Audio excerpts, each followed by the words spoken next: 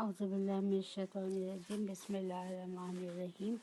اللہ تعالیٰ نے فرمایا وَإِذْ قَالَ رَبُّكَ لِلْمَلَائِكَةِ إِنِّي جَاعِلٌ فِي الْأَرْضِ خَلِيفَةً قَالُوا أَتَجْعَلُ فِيهَا مَن يُفْسِدُ فِيهَا وَيَسْفِكُ الدِّمَاءَ وَنَحْنُ نُسَبِّحُ بِحَمْدِكَ وَنُقَدِّسُ لَكَ قَالَ إِنِّي أَعْلَمُ مَا لَا تَعْلَمُونَ۔ جب تیرے رب نے فرشتوں سے کہا کہ میں زمین میں خلیفہ بنانے والا ہوں، انہوں نے کہا ایسے شخص کو کیوں پیدا کرتا ہے رب جو زمین میں فساد کرے، خون بہائے۔ ہم تیری تسبیح کرتے ہیں، حمد کرتے ہیں، پاکیزگی بیان کرتے ہیں۔ اللہ تعالیٰ نے فرمایا جو میں جانتا ہوں وہ تم نہیں جانتے۔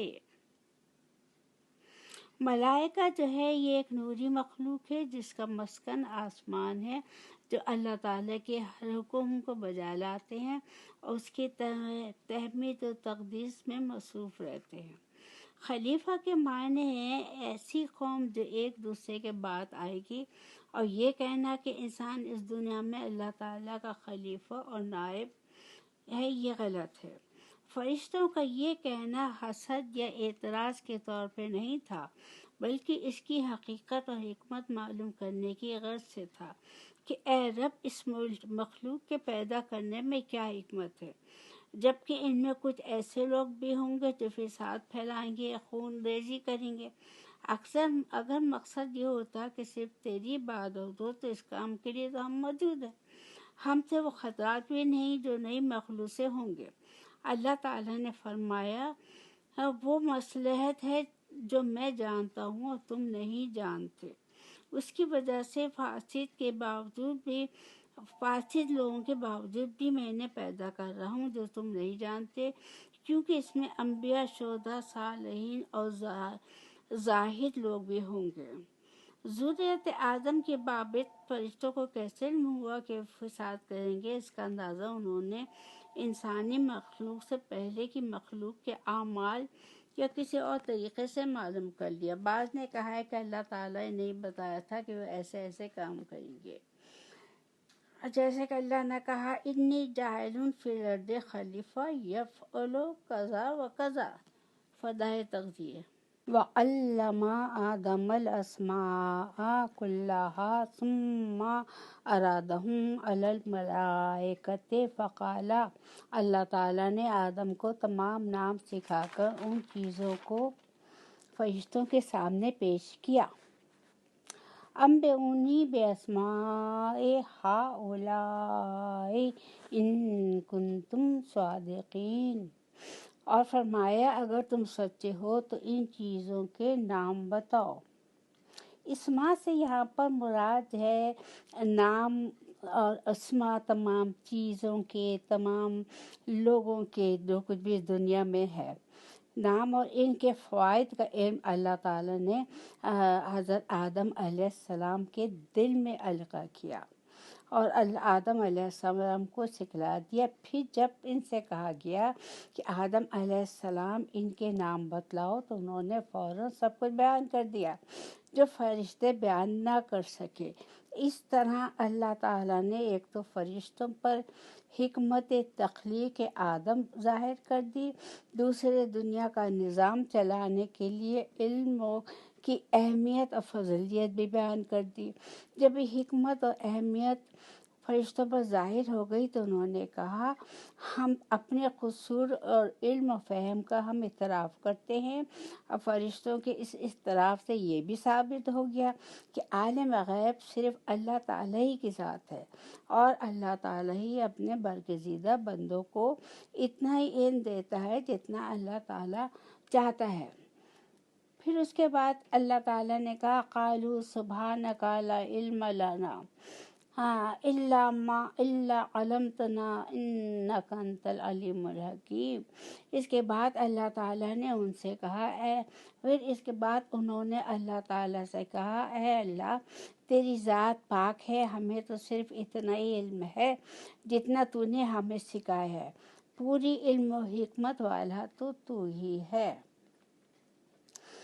علمی فضیلت کے بعد حضرت آدم کی یہ دوسری فوقیت بتائی گئی کہ سجدہ کرنے کے لیے کہا گیا، جو سجدے کے معنی خضوع اور تذلیل، اس کی انتہا ہے کہ زمین پر پیشانی کا ٹکا دینا۔ یہ قرطبی کے میں لکھا ہوا ہے۔ قال یا آدم انبئہم باسمائہم فلما انبأہم باسمائہم قال الم اقل لکم انی اعلم غیب السماوات والارض وأعلم ما تعبدون ولا کنتم تعبدون۔ اللہ تعالیٰ نے آدم علیہ السلام سے فرمایا تم ان کے نام بتا دو۔ جب انہوں نے بتا دیا تو فرمایا کیا میں نے تمہیں نہیں کہا تھا کہ زمین اور آسمان کا غیب کا علم میں یہ جانتا ہوں، میرے علم میں ہے جو تم ظاہر کر رہے اور جو تم چھپاتے ہو۔ وَإِذْ قُلْنَا لِلْمَلَائِكَةِ اسْجُدُوا لِآدَمَ فَسَجَدُوا إِلَّا إِبْلِيسَ أَبَىٰ وَاسْتَكْبَرَ وَكَانَ مِنَ الْكَافِرِينَ۔ اور پھر جب فرشتوں نے کہا کہ آدم کو، پھر جب اللہ تعالیٰ نے فرشتوں سے کہا کہ آدم کو سجدہ کرو تو ابلیس کے سوائے سب نے سجدہ کیا۔ اس نے انکار کیا اور تکبر کیا اور وہ کافروں میں سے ہو گیا۔ زمین کا پیشانی پہ لگا دینا یہ سجدہ شریعت اسلامی میں اللہ تعالیٰ کے سوا کسی کے لیے جائز نہیں ہے۔ نبی کریم صلی اللہ علیہ وسلم کا مشہور فرمان ہے کہ اگر سجدہ کسی پر جائز ہوتا تو میں عورت کو حکم دیتا کہ وہ اپنے شوہر کو سجدہ کرے۔ سنن اور ترمذی میں یہ حدیث ہے۔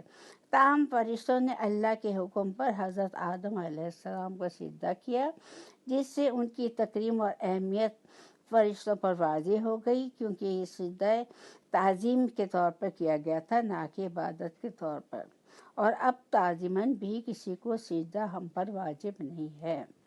ابلیس نے سجدے سے انکار کیا اور آندہ درگاہ ہو گیا۔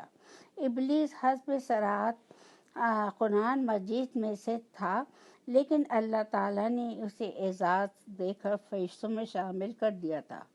بحکم الہی اس کے لیے بھی سجدہ کرنا ضروری تھا، لیکن اس نے حسد و تکبر کی وجہ سے سجدہ کرنے سے انکار کر دیا۔ گویا حسد و تکبر یہ دونوں گناہ ہیں جن کا ارتکاب دنیائے انسانی میں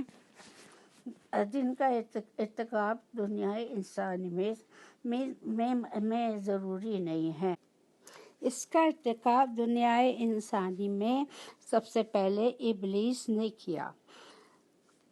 اب یہ ہے کہ اس کے بعد اللہ تعالیٰ نے کہا قُلْنَا يَا آدَمُ اسْكُنْ أَنْتَ وَزَوْجُكَ الْجَنَّةَ وَكُلَا مِنْهَا رَغَدًا حَيْثُ شِئْتُمَا وَلَا تَقْرَبَا هَٰذِهِ الشَّجَرَةَ فَتَكُونَا مِنَ الظَّالِمِينَ۔ اور ہم نے کہہ دیا کہ اے آدم تم و تمہاری بیوی جنت میں رہو، جہاں جی چاہے جاؤ، کھاؤ پیو، بافراغت رہو، لیکن اس درخت کے قریب نہ جانا ورنہ ظالموں میں سے ہو جاؤ گے۔ یہ حضرت آدم علیہ السلام کی تیسری فضیلت ہے جو جنت کو ان کا مسکن بنا کر عطا کیا۔ اب یہاں پر ایک درخت کا ذکر ہے، اس کی بابت قرآن پاک میں اور حدیث میں صراحت نہیں کی گئی، یعنی بتایا نہیں گیا ہے۔ اس کو گندم کا درخت مشہور کر دیا گیا ہے، جو بے اصل بات ہے۔ ہمیں اس کا نام معلوم کرنے کی ضرورت بھی نہیں ہے، نہ ہی اس کا کوئی فائدہ ہے۔ شیطان نے جنت میں داخل ہو کر روبرو انہیں بہکایا، کیسے دیکھتے ہیں۔ فَأَزَلَّهُمَا الشَّيْطَانُ عَنْهَا فَأَخْرَجَهُمَا مِمَّا كَانَا فِيهِ وَقُلْنَا اهْبِطُوا بَعْضُكُمْ لِبَعْضٍ عَدُوٌّ لَكُمْ فِي الْأَرْضِ مُسْتَقَرٌّ وَمَتَاعٌ إِلَىٰ حِینٍ۔ لیکن شیطان نے ان کو بہکا کر وہاں سے نکلوا دیا اور ہم نے کہہ دیا کہ اتر جاؤ، تم ایک دوسرے کے دشمن ہو، اور ایک وقت مقرر تک تمہارے لیے زمین میں ٹھہرنا اور فائدہ اٹھانا ہے۔ شیطان نے جنت میں داخل ہو کر روبرو نہیں بہکایا، یہ وسوسہ اندازی کے ذریعے سے اس کی بابت کوئی صلاحیت نہیں ہے۔ تاہم یہ واضح ہے کہ جس طرح سجدے کے حکم کے وقت اس نے حکم الہی کے مقابلے میں قیاس سے کام لے کر کہا کہ میں آدم سے بہتر ہوں اور سجدے سے انکار کیا، اسی طرح اس موقع پر اللہ تعالیٰ کے حکم وَلَا تَقْرَبَا کی تعویل کر کے حضرت آدم علیہ السلام کو پھسلانے میں کامیاب ہو گیا، جس کی تفصیل سورہ اعراف میں آئے گی۔ گویا حکم الہی کے مقابلے میں قیاس اور نص کی دور دراز کی تعویل کا ارتکاب بھی سب سے پہلے شیطان نے کیا، نعوذ باللہ۔ فَتَلَقَّى آدَمَ مِن رَبِّهِ كَلِمَاتٍ فَتَابَ عَلَيْهِ إِنَّهُ هُوَ التَّوَّابُ الرَّحِيمُ۔ حضرت آدم علیہ السلام نے اپنے رب سے چند آیتیں، چند دعائیں سیکھ لیں اور اللہ تعالیٰ نے ان کی توبہ قبول فرمائی۔ بے شک وہی توبہ قبول کرنے والا اور رحم کرنے والا مہا رب ہے جو کوئی بھی نہیں کر سکتا۔ اب یہ بات ظاہر ہو گئی کہ حضرت آدم علیہ السلام اور شیطان، یا کہ بنی آدم اور شیطان آپس میں ایک دوسرے کے دشمن ہیں۔ حضرت آدم علیہ السلام جب پریشانی میں، پشیمانی میں ڈوبے، دنیا میں تشریف لائے تو توبہ و استغفار میں مصروف ہو گئے۔ اس موقع پر بھی اللہ تعالیٰ نے ان کی رہنمائی فرمائی اور وہ کلمات سکھا دی جو سورہ اعراف میں بیان ہوں گے کہ تم اللہ تعالیٰ سے معافی مانگو۔ ربنا ظلمنا انفسنا وَإِن لَّمْ تَغْفِرْ لَنَا وَتَرْحَمْنَا لَنَكُونَنَّ مِنَ الْخَاسِرِينَ۔ حضرت آدم علیہ السلام نے معافی مانگی اور اللہ تعالیٰ نے ان کی معافی کو قبول کر لیا، لیکن اس کے باوجود دوبارہ جنت میں جا کر رہنے کی انہیں اجازت نہیں دی، بلکہ ان کو دنیا میں رہ کر جنت کے حصول کی تلقین فرمائی۔ اور یہ جو ہم لوگ پروگرام کر رہے ہیں یہ اسی لیے کر رہے ہیں کہ ہمیں وہ باتیں پتہ چل جائیں اور ہم وہ اعمال کریں جس سے ہمیں جنت جو ہے وہ مل جائے، جس کے حصول کے لیے کوشش ہمارے بابا دادا آدم علیہ السلام نے کی تھی۔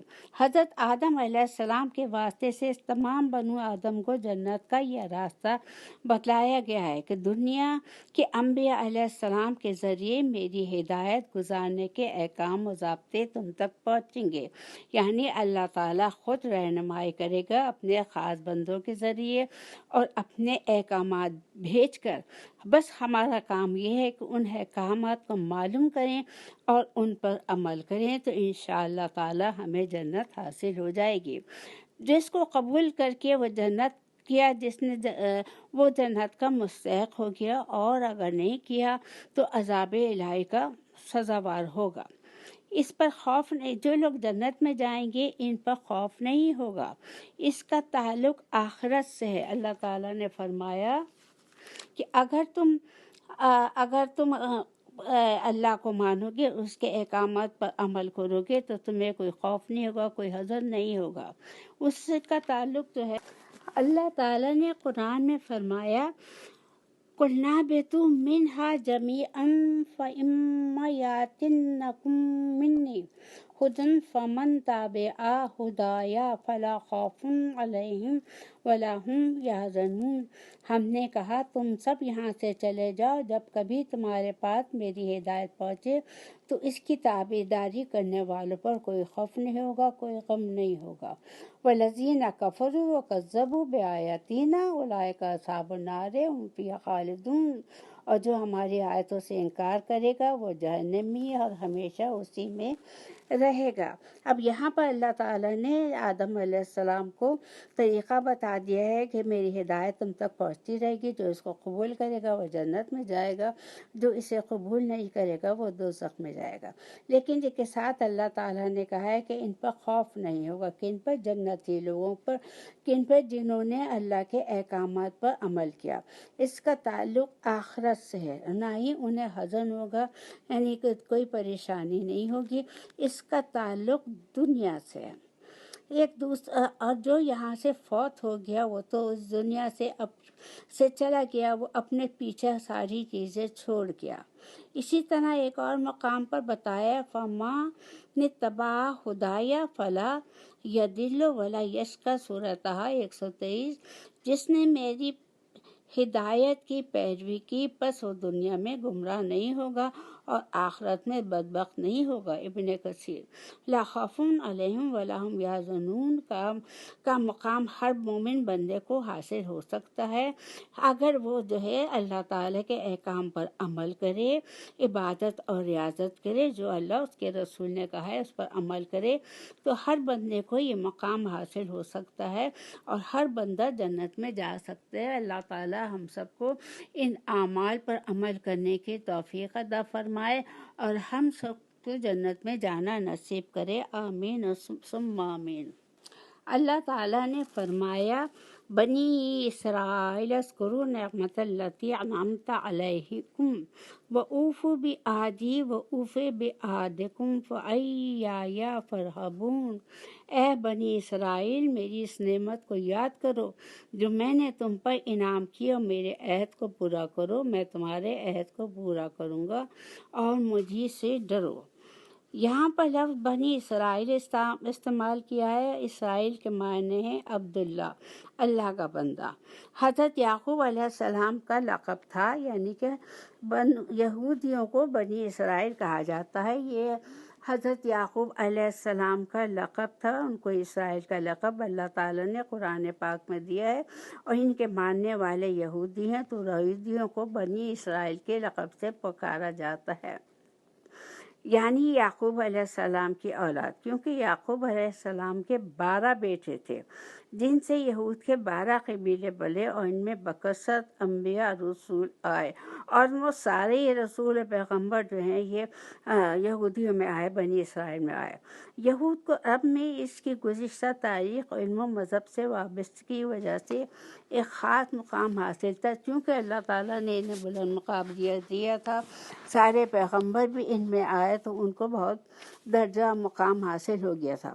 اس لیے انہیں گزشتہ انعامات یاد کرا کے کہا جا رہا ہے کہ تم میرا عہد پورا کرو جو تم سے بنی نبی آخر زمان کی نبوت ان پر ایمان لانے کی بابت لیا گیا تھا۔ اگر تم اس عہد کو پورا کرو گے تو میں بھی اپنے عہد کو پورا کروں گا، تم سے وہ بوجھ اتار دوں گا جو تمہاری غلطیوں کوتاہیوں کی وجہ سے سزا کے طور پر تم پر لادا گیا تھا، اور تمہیں دوبارہ عروج عطا کروں گا۔ اب مجھ سے ڈرو، میں تمہیں مسلسل اس ذلت میں مبتلا رکھ سکتا ہوں جس میں تم بھی مبتلا ہو اور تمہارے آباء و اجداد بھی مبتلا تھے۔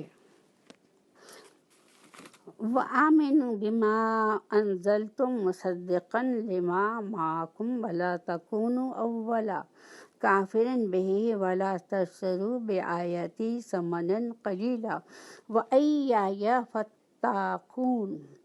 اس کتاب پر ایمان لاؤ جو میں نے تمہاری کتابوں کی تصدیق میں نازل فرمائی ہیں، اور اس کے ساتھ تم ہی پہلے کافر نہ بنو، اور میری آیتوں کو تھوڑی تھوڑی قیمت پر نہ فرق کرو، اب مجھ سے ہی ڈرتے رہو۔ وَلَا تَلْبِسُوا الْحَقَّ بِالْبَاطِلِ وَتَكْتُمُوا الْحَقَّ وَأَنْتُمْ تَعْلَمُونَ، اور حق کو باطل کے ساتھ غلط ملت نہ ملاؤ اور نہ حق کو چھپاؤ، تمہیں تو خود اس کا علم ہے۔ کہا گیا ہے کانو بھی اولا کانو بھی کی ضمیر جو استعمال کی گئی ہے یہ قرآن کی طرف ہے یا حضرت محمد صلی اللہ علیہ وسلم کی طرف بھی ہے۔ دونوں ہی قول صحیح ہیں کیونکہ دونوں آپس میں لازم و ملزوم ہیں۔ جس نے قرآن کے ساتھ کفر کیا اس نے محمد صلی اللہ علیہ وسلم کے ساتھ کفر کیا، اور جس نے صلی اللہ علیہ وسلم کے ساتھ کفر کیا اس نے قرآن کے ساتھ کفر کیا۔ ابن کثیر میں یہ لکھا ہے پہلے کافر نہ بنو کا مطلب ہے کہ ایک تو تمہیں جو علم ہے دوسرے اس سے محروم ہیں، اس لیے تمہاری ذمہ داری سب سے زیادہ ہے۔ دوسرے مدینے میں یہود کو سب سے پہلے اس دعویٰ سے ایمان دی گئی تھی، ورنہ ہجرت سے پہلے بہت سے لوگ اسلام قبول کر چکے تھے۔ اس لیے انہیں تنبیہ کی جا رہی ہے کہ یہودیوں میں تم اولین کافر مت بنو، اگر ایسا کرو گے تو تم تمام یہودیوں کے کفر و فجور کا وبال بھی تم پر ہی پڑے گا۔ تھوڑی قیمت پر فرق نہ کرو کا مطلب یہ نہیں کہ زیادہ معاوضہ لے کر فرق کرو اور احکام الہی کا سودا کرو، بلکہ مطلب یہ ہے کہ احکام الہی کے مقابلے میں دنیاوی مفادات کو اہمیت نہ دو۔ احکام الہی تو اتنے قیمتی ہیں کہ ساری دنیا کا مال و متاع بھی ان کے مقابلے میں کوئی حیثیت نہیں رکھتا۔ یہ ہے ثمناً قلیل۔ آیت میں اصل مخاطب اگرچہ بنی اسرائیل ہیں، لیکن یہ حکم قیامت تک آنے والوں کے لیے بھی ہے۔ محض طلب دنیا کے لیے گریز کرنا اور ان وعیدوں میں شامل نہ ہونا چاہیے۔ ہمیں اپنا بھی خیال کرنا چاہیے کہ ہم کیا کر رہے ہیں، ہم قرآن کے احکام پر عمل کر رہے ہیں یا نہیں کر رہے ہیں۔ ہمارے یہاں یہ تو خیر نہیں ہے کہ صرف پادری ہیں بڑے بڑے، ان کے علماء ہیں جن کے پاس صرف ان کی آسمانی کتابیں وہ جو چاہے کریں۔ ہمارے یہاں یہ تو نہیں، مگر پھر بھی ہمیں یہ دیکھنا چاہیے کہ اللہ تعالیٰ نے جو کام لیے ہم اس پر عمل کر رہے ہیں یا نہیں۔ فتح القدیر۔ اس کے بعد احکامات دیے گئے ہیں، اقیموا الصلاۃ وآتوا الزکوٰۃ وارکعوا مع الراکعین، نمازوں کو قائم کرو، زکوٰۃ دو اور رکوع کرنے والوں کے ساتھ رکوع کرو۔ یہ ہمارے لیے یہ احکام جو ہیں بیس کی حیثیت رکھتے ہیں۔ نماز ہر مومن پر ہر حالت میں جو ہے واجب ہے۔ کوئی شخص کسی طرح بھی کسی حالت میں بھی نماز کو نہیں چھوڑ سکتا، اور زکوٰۃ بھی ہم پر واجب ہے۔ اس لیے کہا گیا ہے کہ رکوع کرنے والوں کے ساتھ رکوع کرو، سجدہ کرنے والوں کے ساتھ سجدہ کرو۔ جو اللہ اس کے رسول کا حکم ہے تم سب مل کر اس پر عمل کرو۔ أَتَأْمُرُونَ النَّاسَ بِالْبِرِّ وَتَنْسَوْنَ أَنفُسَكُمْ وَأَنْتُمْ تَتْلُونَ الْكِتَابَ أَفَلَا تَعْقِلُونَ، کیا لوگوں کو بھلائیوں کا حکم کرتے ہو اور خود اپنے آپ کو بھول جاتے ہو؟ تم کتاب پڑھتے ہو، کیا اتنی بھی تمہیں سمجھ نہیں ہے؟ اس کا مطلب یہ ہوا کہ ہم کتاب پڑھتے ہیں، لوگوں کو بتاتے ہیں کہ تم بھی نماز پڑھو، تم بھی زکوٰۃ دو، اور خود اس کے اوپر عمل نہیں کرتے ہیں۔ ہمیں چاہیے کہ خود بھی عمل کریں اور دوسروں کو بھی اس کی تلقین دیں، لیکن سب سے پہلے خود عمل کریں تمام اللہ تعالیٰ کے احکامات پہ۔ سب سے پہلا احکام صلاۃ کا ہے اور زکوٰۃ کا ہے، پھر اپنے گھر والوں کو، اپنے رشتہ داروں کو اس کی توفیق عطا فرمائے، ان کے اوپر عمل کریں، ان کو بتائیں کہ تم یہ کرو، اور پھر اس کے بعد دوسرے لوگوں کو بتائیں۔ لیکن جب میں دوسرے لوگوں کو بتا رہی ہوں تو مجھ پر یہ واجب ہے کہ میں اس پر پہلے خود عمل کروں۔ اگر میں عمل نہیں کروں گی تو کس طرح دوسروں کو بتاؤں گی کہ تم نماز پڑھو اور قرآن پڑھو۔ وَاسْتَعِینُوا بِالصَّبْرِ وَالصَّلَاةِ وَإِنَّهَا لَكَبِیرَةٌ إِلَّا عَلَى الْخَاشِعِینَ، صبر اور نماز کے ذریعے اللہ تعالیٰ سے مدد طلب کرو۔ یہ چیز مشکل ہے مگر ڈر رکھنے والوں کے لیے مشکل نہیں ہے۔ صبر اور نماز ہر اللہ والے کے دو بڑے ہتھیار ہیں۔ نماز کے ذریعے سے ایک مومن کا رابطہ اللہ تعالیٰ سے جڑ جاتا ہے، جس سے اللہ تعالیٰ کی تائید و نصرت حاصل ہوتی ہے۔ صبر کے ذریعے سے کردار کی پختگی اور دین میں استقامت حاصل ہوتی ہے۔ حدیث میں آیا ہے نبی صلی اللہ علیہ وسلم کو جب کبھی کوئی اہم مسئلہ پیش آتا تو آپ فوراً نماز کا اہتمام کرتے تھے۔ یہاں پر اللہ تعالیٰ نے بتایا استعینوا بالصبر والصلاۃ، یہ بہت بڑا ہتھیار ہے جو ایک مومن کے ہاتھ آتا ہے کہ وہ مومن جو ہے صبر کرے۔ صبر کی اتنی فضیلت ہے ہمارے دین میں کہ جس کی کچھ حد نہیں ہے۔ مومن کی زندگی کا آدھا جز سمجھ لے، آدھا جز نماز ہے، آدھا جز صبر ہے۔ اگر ہم صبر کرتے ہیں تو اس میں ہمارا فائدہ ہی فائدہ ہے، ہمیں اللہ تعالیٰ اس کا بہت اجر دیتا ہے، اور ہم اپنی نماز بھی قائم رکھیں تو اس کا بھی بہت زیادہ اجر و ثواب ہے۔ ایکچولی یہ دونوں چیزیں ایک دوسرے کے ساتھ ہے، جو ساتھ ساتھ چلتی ہے۔ نماز پڑھو اور اللہ تعالیٰ سے دعا مانگو کہ اللہ تعالیٰ تمہاری ہر مشکل پریشانی کو دور کرے۔ صبر کے ذریعے سے کردار کی پختگی، دین میں استقامت بھی ہوتی ہے۔ اللہ تعالیٰ نے نبی صلی اللہ علیہ وسلم نے فرمایا، نبی صلی اللہ علیہ وسلم کو جب بھی کوئی مشکل کام پیش آتی تھی تو آپ فوراً نماز کا اہتمام کرتے تھے۔ فتح القدیر تو ہمیں بھی چاہیے، جب کوئی پریشانی ہے، کوئی مصیبت ہے، ہم فوراً جانماز بچا کے 2 رکعت نماز نفل پڑھیں، اللہ تعالیٰ سے دعا کریں کہ اللہ تعالیٰ ہماری مشکل آسان کر دے۔ اگر ایک دفعہ پڑھنے سے فرق نہیں ہوتا تو روز قضائے حاجات پڑھے، روز صلاۃ استخارہ پڑھے، جب تک اللہ تعالیٰ ان کی مدد کر دے، اور صبر کریں۔ ساری مصیبت یہ ہے کہ ہم لوگوں میں صبر نہیں ہے۔ ہم چاہتے ہیں کہ جو ہم پر کوئی مصیبت آئے ہی نہیں، اور اگر آ گئی تو ہم نے واویلا مچانا شروع کر دیا، ہم نے شور مچانا شروع کیا، دیجیے ہم تو نماز پڑھتے تھے، ہم پر یہ مصیبت کیوں آئی؟ اللہ تعالیٰ اپنے خاص بندوں کو آزماتا ہے، وہ تکلیف سے آزماتا ہے، وہ ہر طرح آزماتا ہے کہ یہ بندہ صبر کرے گا یا نہیں کرے گا۔ اگر ایک بندہ صبر کرنے کی عادت ڈال لے تو اس کا اس دنیا میں بھی فائدہ ہے اور آخرت میں بھی فائدہ ہے، اور اس کے ساتھ پختگی کے ساتھ نماز پڑھے تو کیا کہنا ہے، نور علی نور ہے۔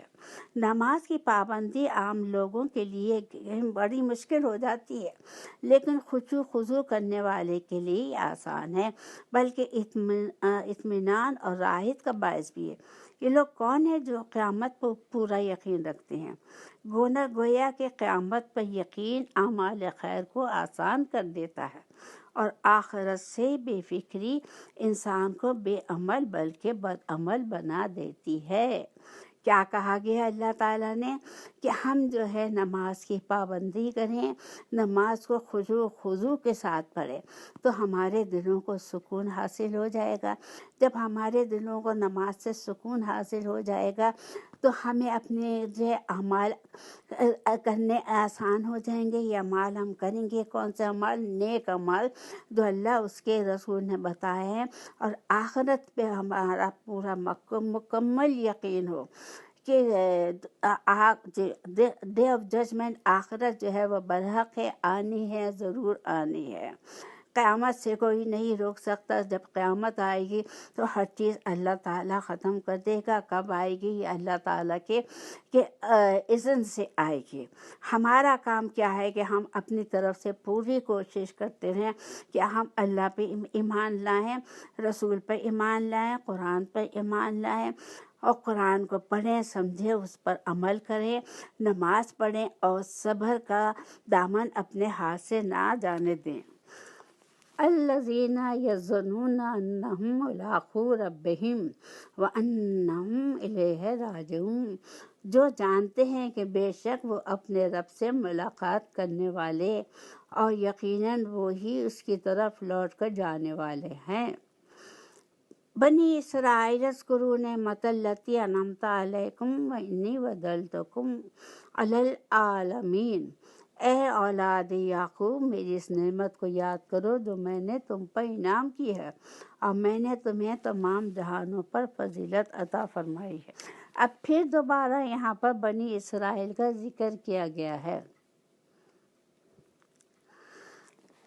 جو ان پر بنی اسرائیل کے انعامات کو یاد کرایا جا رہا ہے جو ان پر اللہ تعالیٰ نے کیے تھے، اور ان کو قیامت کے دن سے ڈرایا جا رہا ہے، جس دن نہ کوئی کسی کے کام آئے گا، نہ کوئی سفارش قبول ہوگی، نہ کوئی معاوضہ دے کر چھٹکارا پایا جا سکتا ہے، نہ ہی کوئی مددگار آ کے مدد کرے گا۔ ایک انعام یہ بیان فرمایا کہ ان کو تمام جہانوں پر فضیلت دی گئی تھی، یعنی امت محمدیہ سے پہلے افضل العالمین ہونے کی فضیلت بنو اسرائیل کو حاصل تھی، جو انہوں نے معصیت الہی کا ارتکاب کر کے گنوا دی۔ اب امت محمدیہ کو خیر امہ کہا گیا ہے، ان کو اس لقب سے نوازا گیا ہے۔ اس میں اس امر پر تنبیہ ہے کہ انعامات الہی کسی خاص نسل کے ساتھ وابستہ نہیں ہیں، بلکہ یہ ایمان و عمل کی بنیاد پر ملتے ہیں، اور ایمان و عمل سے محروم بھی سرب کر جاتے ہیں۔ جس طرح امت محمدیہ کی اکثریت بھی اس وقت اپنی بدعمالیوں اور شرک میں اور بدعت وغیرہ کے ارتکاب کر رہی ہے، خیر امہ کی بجائے شر امہ بنی ہوئی ہے۔ اے اللہ تعالیٰ، آپ ہمیں توفیق عطا فرما دیجیے کہ اللہ تعالیٰ نے مومنین مسلمین کو امت محمدیہ کو خیر امہ کا لقب دیا ہے۔ یہ کہا گیا ہے کہ اب تم خیر امہ ہو، صرف اب تم امہ ہو کہ اس دنیا میں بھلائی پھیلاؤ اور برائی سے سب کو روکو۔ اب سوال یہ ہے کیا میں یہ کام کر رہی ہوں یا نہیں؟ یہ کام ہر مسلم، ہر مومن کا ہے کہ وہ دین حاصل کرے، قرآن پاک کو ترجمے کے ساتھ پڑھے، دین حاصل کرے، اس پر عمل کرے اور دوسرے لوگوں تک اس کو پہنچائے۔ ان کے سامنے، اگر میرے سامنے کوئی شخص غلط کام کر رہا ہے تو یہ میری ذمہ داری بنتی ہے کہ میں اس کو بتاؤں، اس کو سمجھاؤں، پیار سے، محبت سے۔ مگر آج کل تو دنیا ایسی بھٹک گئی ہے۔ اللہ تعالیٰ ہم سب کو ہدایت دے تاکہ یہ ہم اس لقب کو قائم رکھ سکیں کہ ہم خیر امہ ہیں۔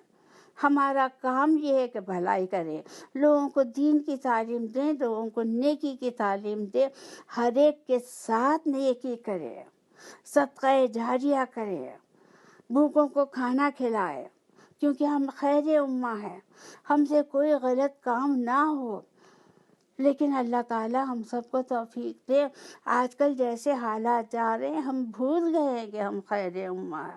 یا اللہ پاک ہم سب کو ہدایت عطا فرمائیے، ہمیں سب کو عقل و سمجھ عطا فرمائیے تاکہ ہم پہچانیں ہم کون ہیں۔ ہم امت محمدیہ والے ہیں، خیر امہ ہیں، ہمیں اس لقب کو قائم رکھنا چاہیے۔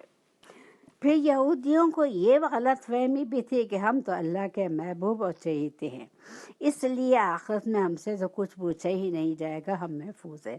اللہ تعالیٰ نے فرمایا، ان کی یاد دہانی کروائی کہ وہاں اللہ کے نافرمانوں کا کوئی سہارا نہیں دے سکے گا۔ اسی فرم پہ امت محمدیہ بھی مبتلا ہے۔ سوال یہ ہے کہ وہ کہتے ہیں کہ ہم کچھ بھی کر لیں، ہم تو مسلمان ہیں، نبی صلی اللہ علیہ وسلم ہماری شفاعت فرمائیں گے۔ لیکن وہی والی بات آ رہی ہے جو یہود نے کیا کہ وہ جو ہے یہ کہتے تھے کہ جنت تو صرف ہمارے لیے، ہم کچھ بھی کر لیں۔ تو ان کا جو حال ہے وہ دیکھ لیں، سب کو پتہ ہے اگر ہم قرآن ترجمے اور تفسیر کے ساتھ پڑھیں۔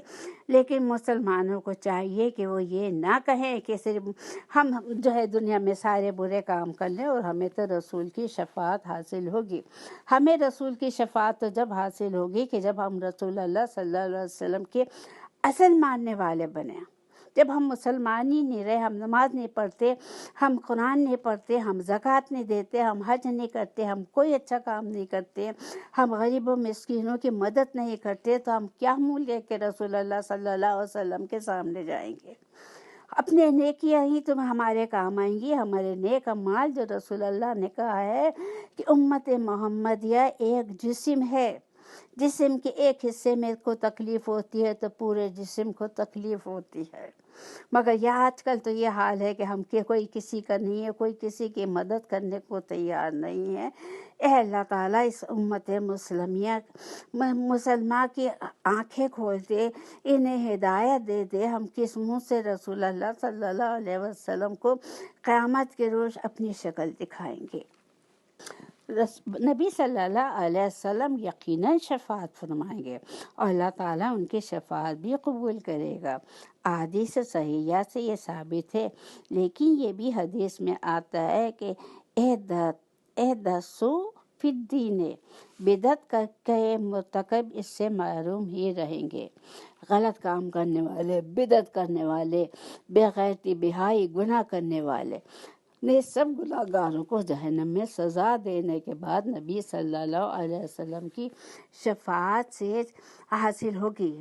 لیکن کیا کچھ وقت انہیں لیکن جہنم میں گزارنا پڑے گا، لیکن یہ جہنم کے چند روزے اتنے ناقابل برداشت ہوں گے کہ ہم سوچ نہیں سکتے۔ تو ہم یہ سوچ کے نہ بیٹھ جائیں کہ ہماری تو شفاعت رسول اللہ صلی اللہ علیہ وسلم کروائیں گے، لیکن ہم اپنا منہ تو رسول اللہ کو دکھانے کے قابل کریں، ہم اپنی نمازیں پوری کریں، نمازوں کا اعتکاف کریں، نمازوں میں خشوع و خضوع پیدا کریں، زکوٰۃ دیں، محتاج غریب مسکین ان کی مدد کریں، ایک دوسرے کے برے وقت پر کام آئیں، دین سیکھیں سکھائیں اور اس پر عمل کریں، جبھی تو ہم رسول اللہ صلی اللہ علیہ وسلم کی شفاعت کے قابل ہوں گے۔ یا اللہ پاک ہماری مدد فرما دیجئے، ہمیں ہدایت دے۔ اللہ تعالیٰ فرماتا ہے وَاتَّقُوا یوماً لا تجری نفس من عن نفس شیئا ولا یقبل منہا شفاعۃ ولا یؤخذ منہا عدل ولا ہم ینصرون۔ اس دن سے ڈرتے رہو جب کوئی کسی کو نفع نہ دے سکے گا اور نہ ہی اس کے بابت کوئی سفارش قبول ہوگی، اور نہ کوئی بدلہ اس کے بدلے لیا جائے گا، اور نہ کوئی اس کی مدد کے لیے جائے گا۔ اب سوال یہ ہے کہ جیسے ہم ابھی بات کر رہے تھے کہ اللہ تعالیٰ ہم لوگوں کو توفیق عطا فرما دے کہ ہمیں اس بات کا احساس ہو جائے، پکا یقین ہو جائے کہ روز قیامت آنے والی ہے، قیامت برحق ہے، جنت برحق ہے، دوزخ برحق ہے۔ ہم اپنے آپ کو برے اعمال سے بچانے کی کوشش کریں، نیک کام کریں، وہ اعمال کریں جس سے ہم جنت کے مستحق ہو جائیں، کیونکہ وہ دن ایسا ہوگا، کون سا دن؟ روز قیامت، یوم قیامت، کہ جب کوئی کسی کا نہیں ہوگا، نہ باپ بیٹے کا ہوگا، نہ ماں بیٹے کی ہوگی، ہر شخص اپنی پریشانی میں مبتلا ہوگا کہ اپنے کو کیسے بچائے، وہاں کوئی مدد کرنے والا نہیں ہوگا۔ اگر ہمارے کچھ کام آئے گا تو ہمارے اعمال ہوں گے۔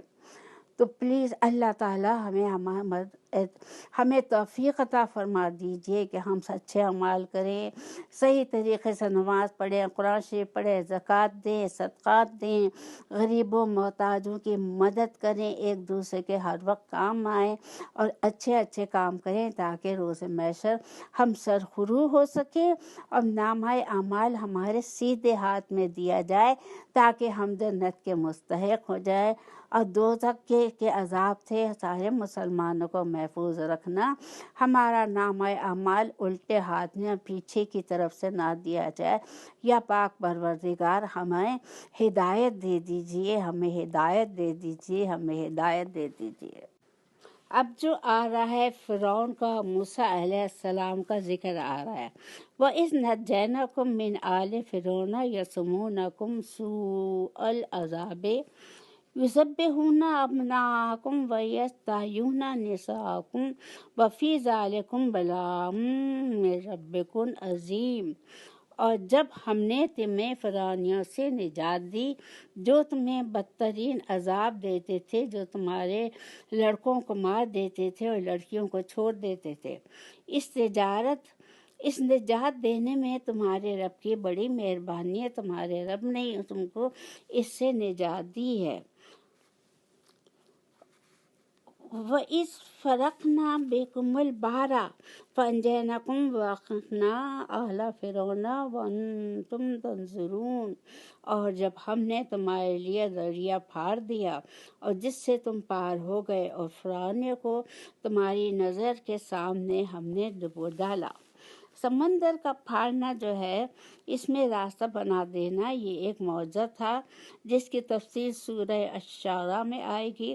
سمندر کا موج زن ہونا جو ہے وہ سب کو معمول ہے، اور یہ اللہ تعالیٰ نے ایک معجزہ دکھایا تھا موسیٰ علیہ السلام کے کہ انہوں نے ان کی لاٹھی جو تھی وہ معجزے والی تھی کہ اس لاٹھی کو انہوں نے مارا اور ان کا جو ہے وہ سمندر جو بیچ میں سے پھٹ گیا، وہ اپنی قوم کو لے کر چلے گئے۔ اور اس کے بعد فرعون اپنی فوج کے ساتھ اس میں آیا، وہ سوچ رہا تھا کہ میں بھی نکل جاؤں گا، لیکن جب وہ آدھے راستے پر آیا تو سمندر دونوں طرف سے مل گیا اور ساری کی ساری قوم سمندر سمیت جو ہے وہ غرق ہو گئی۔ اللہ تعالیٰ نے اس کو عبرت کا نشان بنا دیا، کیونکہ فرعون بہت ظالم تھا، اس نے بنی اسرائیل کے اوپر بہت ظلم کیے تھے۔ تو اللہ تعالیٰ کو ترس آیا بنی اسرائیل پہ، انہوں نے حضرت موسیٰ علیہ السلام کو کوہ طور پر جو ہے پیغمبری عطا کی، معجزات عطا کیے، پھر انہیں جو ہے فرعون کے دربار میں بھیجا کہ جا کے اس سے کہو کہ بنی اسرائیل کو نجات جو ہے وہ دلوا دے۔ اور پھر اس کا قصہ آگے آئے گا کہ فرعون علیہ السلام موسیٰ علیہ السلام فرعون کے دربار میں گئے اپنے بھائی ہارون کے ساتھ، تو پھر کیا ہوا یہ ہم آگے بیان کریں گے۔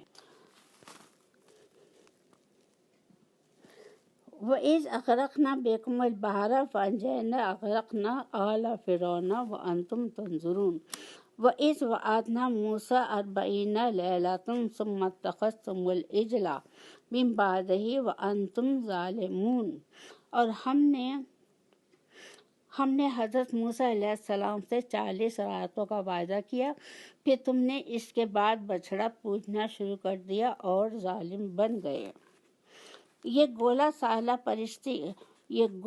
سالہ پرستی کا واقعہ ہے۔ اس وقت وہ جب فرعون سے نجات کے بعد بنی اسرائیل جزیرہ نما سینا میں پہنچ گئے، وہاں اللہ تعالیٰ نے حضرت موسیٰ کو تورات دینے کے لیے 40 راتوں کے لیے کوہ طور پر بلایا۔ کوہ طور وہی جگہ ہے جہاں پر حضرت موسیٰ علیہ السلام کو اللہ تعالیٰ نے پہلی دفعہ بلایا تھا اور ان کو پیغمبری عطا کی تھی۔ حضرت موسیٰ علیہ السلام کے جانے کے بعد بنی اسرائیل نے سامری کے پیچھے لگ گئے۔ سامری جو تھا وہ جادوگر تھا، لگ کر بچھڑے کی پوجا کرنی شروع کر دی۔ انسان کتنا ہی ظاہر پرست ہے کہ اللہ تعالیٰ کی قدرت کی بڑی بڑی نشانیاں دیکھنے کے باوجود اور نبیوں حضرت ہارون علیہ السلام، حضرت موسیٰ علیہ السلام کی موجودگی کے باوجود بچڑے کو اپنا معبود سمجھ لیا۔ آج کا مسلمان بھی انہی چکروں میں پڑا ہوا ہے۔ وہ بھی شرک کرنے لگا ہے، کاہے کے لیے؟ اس دنیا کے لیے، دنیا کی دولت کے لیے، اور دنیا میں اپنے کو بلند مقام دینے کے لیے۔ یہ قصہ دراصل ایسا ہے، ہارون اور موسیٰ علیہ السلام، ہارون علیہ السلام، موسیٰ علیہ السلام جو ہے، ان دونوں کا قصہ ہے۔ یہ فرعون کے دربار میں گئے، وہاں ان کا مقابلہ جادوگروں سے ہوا، اس کے باوجود فرعون جو ہے وہ کچھ نہیں کر سکتا تھا، وہ تو اپنی طرف سے راہ میں رکاوٹیں ڈالا تھا۔ تو پھر اللہ تعالیٰ نے حکم دیا موسیٰ علیہ السلام کو کہ پوری قوم کو لے کے تم یہاں سے نکل جاؤ۔ رات کے وقت موسیٰ علیہ السلام اپنی قوم کو لے کر رات کے وقت نکلے، جیسے ہی وہ، اور پھر آگے جو تھا وہ دریا تھا، تو اللہ تعالیٰ نے حکم کیا کہ اپنا عصا مارو۔ دریا جو ہے 2 حصوں میں ہو گیا، آپ اپنی قوم کو لے کر نکل گئے۔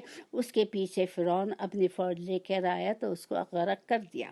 پھر یہ جو ہے موسیٰ علیہ السلام اپنے قوم کو لے کر ایک حصے میں گئے، وہاں پر جو ہے جب جا رہے تھے تو وہاں انہوں نے دیکھا کہ کچھ بت پرست ہیں جو بتوں کی پوجا کر رہے ہیں۔ تو انہوں نے کہا، اے موسیٰ ہمیں بھی ایسا بت بنا دیجئے، ہم بھی اسے اپنا معبود بنا کر اس کی پوجا کرنے لگے۔ تو موسیٰ علیہ السلام نے کہا کہ تم کتنے بدبخت لوگ ہو کہ اللہ نے تمہیں ابھی نجات دلائی ہے، اس ایک رب کی وحدانیت کا اقرار کرنے کے بجائے تمہیں پھر یہ بت چاہیے۔ خیر یہ لوگ چلے گئے۔ موسیٰ علیہ السلام کو اللہ تعالیٰ نے کوہ طور پہاڑ پر بلایا تھا 40 دن کے لیے۔ ایکچولی بلایا 30 دن کے لیے تھا۔ جب موسیٰ علیہ السلام وہاں پہنچے، یہ کچھ جلدی پہنچ گئے تھے، ان سے کوئی غلطی ہو گئی تھی، تو وہ 30 کے بجائے 40 راتیں ہو گئی۔ 40 راتیں جو ہے موسیٰ علیہ السلام نے وہاں گزاری۔ اللہ تعالیٰ نے ان کو جو ہے اپنی ہدایت جو ہے تختیوں پر لکھ کر جو وہ دے دی۔ اب جب یہ موسیٰ علیہ السلام واپس آتے ہیں تو یہاں تو حال ہی فرق تھا کہ ان کی قوم چونکہ غلام رہنے کی عادت ہو گئی تھی، ان بنی اسرائیل کی مدتوں یہ غلام رہے تھے، تو انہوں نے پھر وہی کام کرنا شروع کر دیا۔ سامری ایک جادوگر تھا، اس کو کہا کہ تو ہمیں کوئی بت بنا دے۔ اس نے سب کا سونا لے کر ڈال کے آگ میں ڈال کے ایک بچھڑا بنا دیا۔ اس بچھڑے کے اندر سے آواز آتی تھی۔ وہ آواز کیسے آتی تھی اس کے متعلق کہا جاتا ہے، سند میرے پاس نہیں ہے کہ میں آپ کو ریفرنس کر سکوں، کہ جب جبریل علیہ السلام نیچے آتے تھے اور ان کا گھوڑا جب چلتا تھا تو جہاں پر اس کے پاؤں رکھتے تھے وہاں پر سبزہ اگ آتا تھا۔ تو سامری نے وہ دیکھا اور سامری نے وہاں کی مٹی اپنے پاس چھپا لی۔ اس نے وہ مٹی سونے کا بچڑا بنا کر اس کے پیٹ میں ڈال دی تو وہ عجیب و غریب قسم کی آواز نکالنے لگا اور اس نے کہا کہ یہ تمہارا معبود ہے، تم اس کو پوجو۔ جب موسیٰ علیہ السلام وہاں سے آئے تو انہوں نے اپنا سر جو ہے وہ پکڑ لیا، اپنے بھائی کا سر پکڑ لیا کہ یہ تیرے ہوتے ہوئے یہ سب تو نے کیسے کرنے دیا۔ ثم عفونا عنکم من بعد ذالک لعلکم تشکرون، لیکن ہم نے باوجود اس کے پھر بھی تمہیں معاف کر دیا تاکہ تم شکر گزار بنو۔ وَإِذْ آتَيْنَا مُوسَى الْكِتَابَ وَالْفُرْقَانَ لَعَلَّكُمْ تَهْتَدُونَ، اور ہم نے حضرت موسیٰ علیہ السلام کو تمہاری ہدایت کے لیے کتاب اور معجزے عطا فرمائے۔ وَإِذْ قَالَ مُوسَىٰ لِقَوْمِهِ يَا قَوْمِ إِنَّكُمْ ظَلَمْتُمْ أَنفُسَكُمْ، جب حضرت موسیٰ علیہ السلام نے اپنی قوم سے کہا کہ اے میری قوم، تم نے بچھڑے کو معبود بنا کے اپنے پر بہت ظلم کیا ہے۔ باتخاذ ذِکُمُ الْعِجْلَ فَتُوبُوا إِلَىٰ بَارِئِکُمْ فَاقْتُلُوا أَنفُسَکُمْ، اب تم اپنے پیدا کرنے والے کی طرف رجوع کرو، اپنے کو آپس میں قتل کرو، تمہاری بہتری اللہ تعالیٰ کے نزدیک اسی میں ہے۔ تو اس نے تمہاری توبہ قبول کی، وہ توبہ قبول کرنے والا، رحم و کرم کرنے والا ہے۔ ذَلِکَ خَیْرٌ لَکُمْ عِندَ بَارِئِکُمْ فَتَابَ عَلَیکُمْ إِنَّهُ هُوَ التَّوَّابُ الرَّحِیمُ۔ یہ بھی بحر قلزم پار کرنے کے بعد کا واقعہ ہے۔ ابن کثیر میں لکھا ہے ممکن ہے کتاب تورات ہی کو فرقان سے بھی تعبیر کیا گیا ہو، کیونکہ ہر آسمانی کتاب حق و باطل کو واضح کرنے والی ہوتی ہے، یا معجزات کو فرقان کہا گیا۔ معجزات بھی حق و باطل کے درمیان پہچان کرنے میں اہم کام کرتے ہیں۔ جب حضرت موسیٰ علیہ السلام نے شرک پر تنبیہ فرمائی تو پھر انہیں توبہ کا احساس ہوا۔ توبہ کا طریقہ قتل تجویز کیا گیا، فَاقْتُلُوا أَنفُسَکُمْ، اپنے آپ کو آپس میں قتل کرو۔ اس کی دو تفسیریں بیان کی گئی ہیں۔ ایک تو یہ ہے کہ دو صفوں میں کھڑا کر دیا گیا اور انہوں نے ایک دوسرے کو قتل کیا۔ دوسری یہ ہے کہ ارتکاب شرک کرنے والوں کو کھڑا کر دیا گیا اور جس سے محفوظ رہے انہوں نے انہیں قتل کیا، چنانچہ انہوں نے قتل کیا۔ مقتولین کی تعداد 70,000 بیان کی گئی ہے ابن کثیر فتح القدیر میں۔ حضرت موسیٰ علیہ السلام 70 آدمیوں کو لے کر کوہ طور پر گئے۔ جب موسیٰ علیہ السلام واپس آنے لگے تو انہوں نے کہا کہ جب تک ہم اللہ تعالیٰ کو اپنے سامنے نہ دیکھ لیں ہم تمہاری تصدیق کرنے والے نہیں ہیں۔ وَإِذْ قُلْتُمْ لَن نُّؤْمِنَ لَكَ حَتَّىٰ نَرَى اللَّهَ جَهْرَةً فَأَخَذَتْكُمُ الصَّاعِقَةُ وَأَنتُمْ تَنظُرُونَ، اور تم اسے بھی یاد کرو جب حضرت موسیٰ علیہ السلام نے کہا تھا کہ جب تک ہم اپنے رب کو سامنے نہ دیکھ لیں گے ہرگز ایمان نہیں لائیں گے۔ اس گستاخی کی وجہ سے تمہارے اوپر دیکھتے ہی ہوئے کھلی بجلی جو ہے وہ گری تھی۔ وَإِذْ قُلْتُمْ يَا مُوسَىٰ لَن نُّؤْمِنَ لَكَ حَتَّىٰ نَرَى اللَّهَ جَهْرَةً فَأَخَذَتْكُمُ الصَّاعِقَةُ وَأَنتُمْ تَنظُرُونَ ثُمَّ بَعَثْنَاكُم مِّن بَعْدِ مَوْتِكُمْ لَعَلَّكُمْ تَشْکُرُونَ، لیکن پھر اللہ تعالیٰ نے تم پر شکر گزاری کرنے کے لیے تم پر سے موت ہٹا دی اور تمہیں دوبارہ زندہ کر دیا۔ وَظَلَّلْنَا عَلَيْكُمُ الْغَمَامَ وَأَنزَلْنَا عَلَيْكُمُ الْمَنَّ وَالسَّلْوَىٰ كُلُوا مِنَ الطَّيِّبَاتِ مَا رَزَقْنَاكُمْ وَمَا ظَلَمُونَا وَلَٰكِن كَانُوا أَنفُسَهُمْ جب موسیٰ علیہ السلام واپس آنے لگے تو ان لوگوں نے جو ان کے ساتھ گئے تھے کہا تھا کہ ہم جب تک اپنے رب کو تمہارے رب کو نہ دیکھ لیں اس وقت تک ہم ماننے والے نہیں۔ جس پر سزا کے طور پر ان پر بجلی گری وہ مر گئے۔ تو حضرت موسیٰ علیہ السلام بہت پریشان ہوئے کہ ان کی زندگی کی دعا کی، جس پر اللہ تعالیٰ نے انہیں دوبارہ زندہ کر دیا۔ اکثر مفسرین کے نزدیک یہ مصر اور شام کے درمیان طے کا واقعہ ہے، جب انہوں نے بحکم الہی عمالقہ کی بستی میں داخل ہونے سے انکار کر دیا۔ بطور سزا بنی اسرائیل 40 سال تک طے کے میدان میں پڑے رہے۔ بعض کے نزدیک یہ تحقیق صحیح نہیں۔ صحرائے سینا میں اترنے کے بعد سب سے پہلے انہوں نے پانی اور کھانے کا مسئلہ درپیش تھا جو انہوں نے ان سے باقا وَظَلَّلْنَا عَلَيْكُمُ الْغَمَامَ وَأَنزَلْنَا عَلَيْكُمُ الْمَنَّ وَالسَّلْوَىٰ كُلُوا مِن طَيِّبَاتِ مَا رَزَقْنَاكُمْ وَمَا ظَلَمُونَا وَلَٰكِن كَانُوا أَنفُسَهُمْ يَظْلِمُونَ۔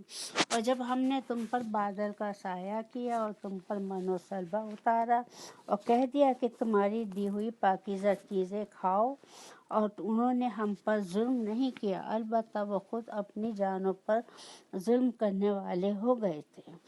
وَإِذْ قُلْنَا ادْخُلُوا هَٰذِهِ الْقَرْيَةَ فَكُلُوا مِنْهَا حَيْثُ شِئْتُمْ رَغَدًا وَادْخُلُوا الْبَابَ سُجَّدًا وَقُولُوا حِطَّةٌ نَغْفِرْ لَكُمْ خَطَايَاكُمْ وَسَنَزِيدُ الْمُحْسِنِينَ۔ اور ہم نے تم سے کہا کہ اس بستی میں جاؤ، جو کچھ جہاں کہیں سے چاہو بفراغت کھاؤ پیو اور دروازے سے سجدہ کرتے ہوئے گزرو، اور زبان سے لفظ حتیٰ کہو، ہم تمہاری خطائیں معاف کر دیں گے اور نیکی کرنے والوں کو ہم زیادہ دیں گے۔ من و سلوہ کے متعلق کہا گیا ہے کہ یہ ایک طرح کا شہد کی طرح سے آسمان سے کوئی چیز گرتی تھی، جب وہ خشک ہو جاتی تھی تو گوند کی طرح سے ہو جاتی تھی۔ بعض کے نزدیک یہ شہد یا میٹھا پانی ہے۔ بخاری مسلم میں اسی طرح کی احادیث ہیں۔ من ہی اس قسم سے ہے جو حضرت موسیٰ علیہ السلام پر نازل ہوئی۔ اس کا مطلب یہ ہے کہ جب بنی اسرائیل کو کھانا بلا وقت فراہم پڑ جاتا تھا، اس طرح بغیر کسی کے بونے کے وہ چیز میٹھی بھی پیدا ہو جاتی تھی۔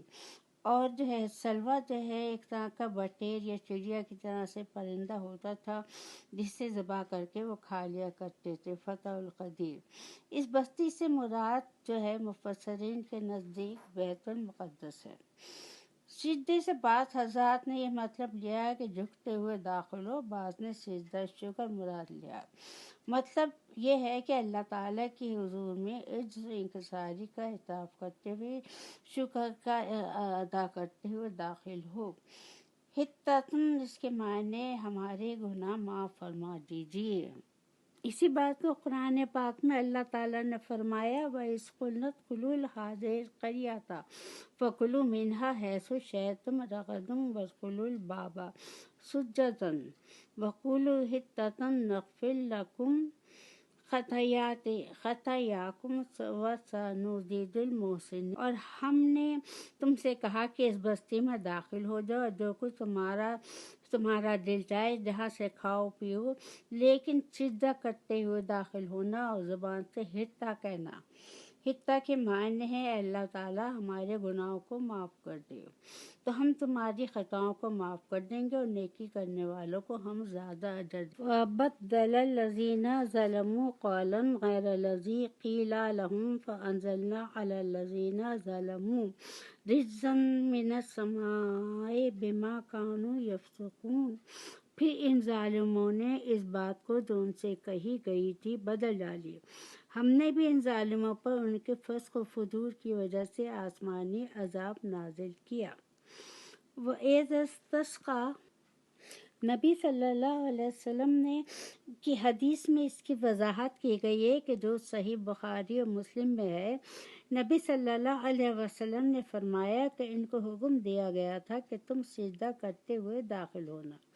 لیکن وہ سیدھا کرتے ہوئے داخل نہیں ہو، حتتن کے بجائے حبتن فی الشعرہ یعنی گندم بالی میں کہتے رہے۔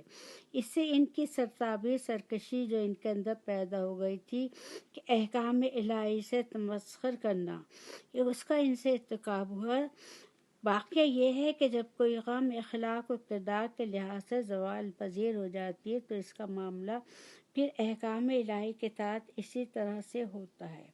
یہ آسمانی عذاب کیا تھا؟ بعض نے کہا عذاب الہی سخت اعلیٰ طاعون اس کی آخری معائنگی کی تائید حدیث سے ہوتی ہے۔ نبی صلی اللہ علیہ وسلم نے فرمایا کہ طاعون اسی عذاب کا حصہ ہے جو تم سے پہلے لوگوں پر نازل ہوا۔ تمہاری موجودگی میں کسی جگہ یہ طاعون پھیل جائے تو وہاں سے مت نکلو۔ اگر کسی علاقے کے بابت معلوم ہو کہ وہاں طاعون ہے تو وہاں پر تم مت جاؤ۔ یہ واقعہ بعض کے نزدیک طہ کا، بعض کے نزدیک صحرائے سینا کا ہے۔ پھر جب وہاں پر گئے تو آپ لوگوں کو پانی کی ضرورت محسوس وَإِسْتَسْقَىٰ مُوسَىٰ لِقَوْمِهِ فَقُلْنَا اضْرِب بِّعَصَاكَ الْحَجَرَ فَانْفَجَرَتْ مِنْهُ اثْنَتَا عَشْرَةَ عَيْنًا قَدْ عَلِمَ كُلُّ أُنَاسٍ مَّشْرَبَهُمْ كُلُوا وَاشْرَبُوا مِن رِّزْقِ اللَّهِ وَلَا تَعْثُوا فِي الْأَرْضِ مُفْسِدِينَ۔ جب موسیٰ علیہ السلام نے اپنی قوم کے لیے پانی مانگا تو ہم نے کہا کہ اپنی لاٹھی پتھر پر مارو جس سے 12 چشمے پھوٹ نکلے، اور ہر گروہ نے اپنا چشمہ پہچان لیا۔ ہم نے کہہ دیا کہ اللہ تعالیٰ کا رزق کھاؤ اور پیو اور زمین میں فساد نہ کرو۔ وَإِذْ قُلْتُم مُوسَىٰ لَن نَّصْبِرَ عَلَىٰ طَعَامٍ وَاحِدٍ فَادْعُ لَنَا رَبَّكَ يُخْرِجْ لَنَا مِمَّا تُنبِتُ الْأَرْضُ مِن بَقْلِهَا وَقِثَّائِهَا وَفُومِهَا وَعَدَسِهَا وَبَصْلِهَا قَالَ أَتَسْتَبْدِلُونَ الَّذِي هُوَ أَدْنَىٰ بِالَّذِي هُوَ خَيْرٌ اهْبِطُوا مِصْرًا فَإِنَّ لَكُم مَّا سَأَلْتُمْ ضُرِبْتُمْ عَلَيْهِمُ الذِّلَّةَ وَالْمَسْكَنَةَ وَبَاءُوا بِغَضَبٍ من اللہ ذالک بأنہم کانوا یکفرون بآیات اللہ ویقتلون النبیین بغیر الحق ذالک بما عصوا وکانوا یعتدون۔ یہ واقعہ بعض کے نزدیک صحرائے سینا کا ہے کہ وہاں پر پانی کی طلب ہوئی تو اللہ تعالیٰ نے حضرت موسیٰ سے کہا کہ اپنی لاٹھی پتھر پر مارو۔ چنانچہ پتھر سے 12 چشمے نکل آئے، ہر قبیلے نے اپنے چشمے کو پہچان لیا۔ یہ بھی ایک معجزہ تھا جو حضرت موسیٰ علیہ السلام کے ذریعے اللہ تعالیٰ نے فرمایا۔ یہ قصہ بھی اسی میدان طے کا ہے۔ مصر سے یہاں پر مراد ملک مصر نہیں ہے بلکہ کوئی اور شہر ہے، جس کا مطلب ہے کسی بھی شہر میں چلے جاؤ۔ یہ واقعہ اس وقت کا ہے کہ جب یہ وہاں پر رہنے لگے تھے، ان کو پانی بھی مل گیا تھا، ان کو من و سلوہ بھی مل رہا تھا کھانے کے لیے، لیکن چونکہ یہ نافرمان قوم تھی تو کچھ دنوں بعد وہ اس من و سلوہ سے بیزار ہو گئے۔ انہوں نے حضرت موسیٰ علیہ السلام سے کہا کہ اپنے رب سے کہو کہ ہمیں ایسی جگہ بھیجے جہاں میں ساگ ہو، ککڑی ہو، گیہوں ہو، موسا ہو، پیاز ہو۔ تو اسی طرف یہاں پر اللہ تعالیٰ نے بتایا ہے وَإِذْ قُلْتُمْ يَا مُوسَىٰ لَن نَّصْبِرَ عَلَىٰ طَعَامٍ وَاحِدٍ فَادْعُ لَنَا رَبَّكَ يُخْرِجْ لَنَا مِمَّا تُنبِتُ الْأَرْضُ مِن بَقْلِهَا وَقِثَّائِهَا وَفُومِهَا وَعَدَسِهَا وَبَصْلِهَا قَالَ أَتَسْتَبْدِلُونَ الَّذِي هُوَ أَدْنَىٰ بِالَّذِي هُوَ خَيْرٌ اهْبِطُوا مِصْرًا فَإِنَّ لَكُم مَّا سَأَلْتُمْ وَضُرِبَتْ عَلَيْهِمُ الذِّلَّةُ وَالْمَسْكَنَةُ وَبَاءُوا بِغَضَبٍ من اللہ ذالک بأنہم کانوا یکفرون بآیات اللہ یقتلون النبی بغیر الحق ذالک بما عصوا وکانوا یعتدون۔ تو اللہ تعالیٰ نے کہا کہ تم کسی بھی شہر میں چلے جاؤ اور وہاں پہ جاؤ گے تو اور جب تم نے کہا اے موسیٰ ہم سے ایک ہی قسم کے کھانے پر صبر نہیں ہوتا، اس لیے کہ اپنے رب سے کہیے کہ ہمیں زمین کی پیداوار ساگ ککڑی گیہوں مسور پیاز دے۔ آپ نے فرمایا بہتر چیز کے بدلے ادنا چیز کیوں طلب کرتے ہو؟ اچھا شہر میں جاؤ، وہاں تمہیں یہ ساری چیزیں مل جائیں گی۔ اس سے مراد مل جائیں گی، ان پر ذلت اور مسکینی ڈال دی گئی، اللہ کا غضب لے کر وہ وہاں سے لوٹے۔ یہ اس لیے کہ اللہ تعالیٰ کی آیتوں کے ساتھ کفر کرتے تھے، نبیوں کو ناحق قتل کرتے تھے، اور یہ ان کی نافرمانی اور زیادتیوں کا نتیجہ تھا۔ ویسے کہا گیا ہے کہ تم کسی بھی شہر میں چلے جاؤ، وہاں پر جا کے کھیتی باڑی کرو اور اپنی پسند کی سبزیاں دالیں اگاؤ۔ اس کا مطلب یہ ہے چونکہ تم کفران نعمت کر چکتے ہو، اس لیے ان کے لیے اللہ تعالیٰ نے اس انداز میں کہا کہ تمہارے لیے وہاں تمہاری مطلوب پر چیز موجود ہے۔ کہاں وہ انعامات احسانات جس کی تفصیل گزری، اور کہاں ذلت و مسکنت جو بعد میں ان پر مسلط کر دی گئی۔ وہ غضب الہی کے مستحق بن گئے۔ غضب بھی رحمت کی طرح اللہ کی صفت ہے جس کا تعبیر ارادہ عقوبت سے کرنا صحیح نہیں ہے۔ اللہ تعالیٰ ان پر غضب ناک ہوا کما ہوا شانہ، اپنی شان کے لائق۔ یہ ذلت و غضب الہی کی وجہ بیان کی جا رہی، گویا ان آیتوں کا انکار اور اللہ کی طرف بلانے والے انبیاء علیہ السلام کو قتل کرنا، ان کی تذلیل کرنا، یہ غضب الہی ہے۔ کل یہود اسی کا ارتکاب کر کے مغلوب اور ذلیل و رسوا ہوتے آ رہے ہیں، اور آج اس کا ارتکاب کرنے والے بھی وہی لوگ ہیں، وہ کوئی بھی ہوں کہیں بھی ہوں۔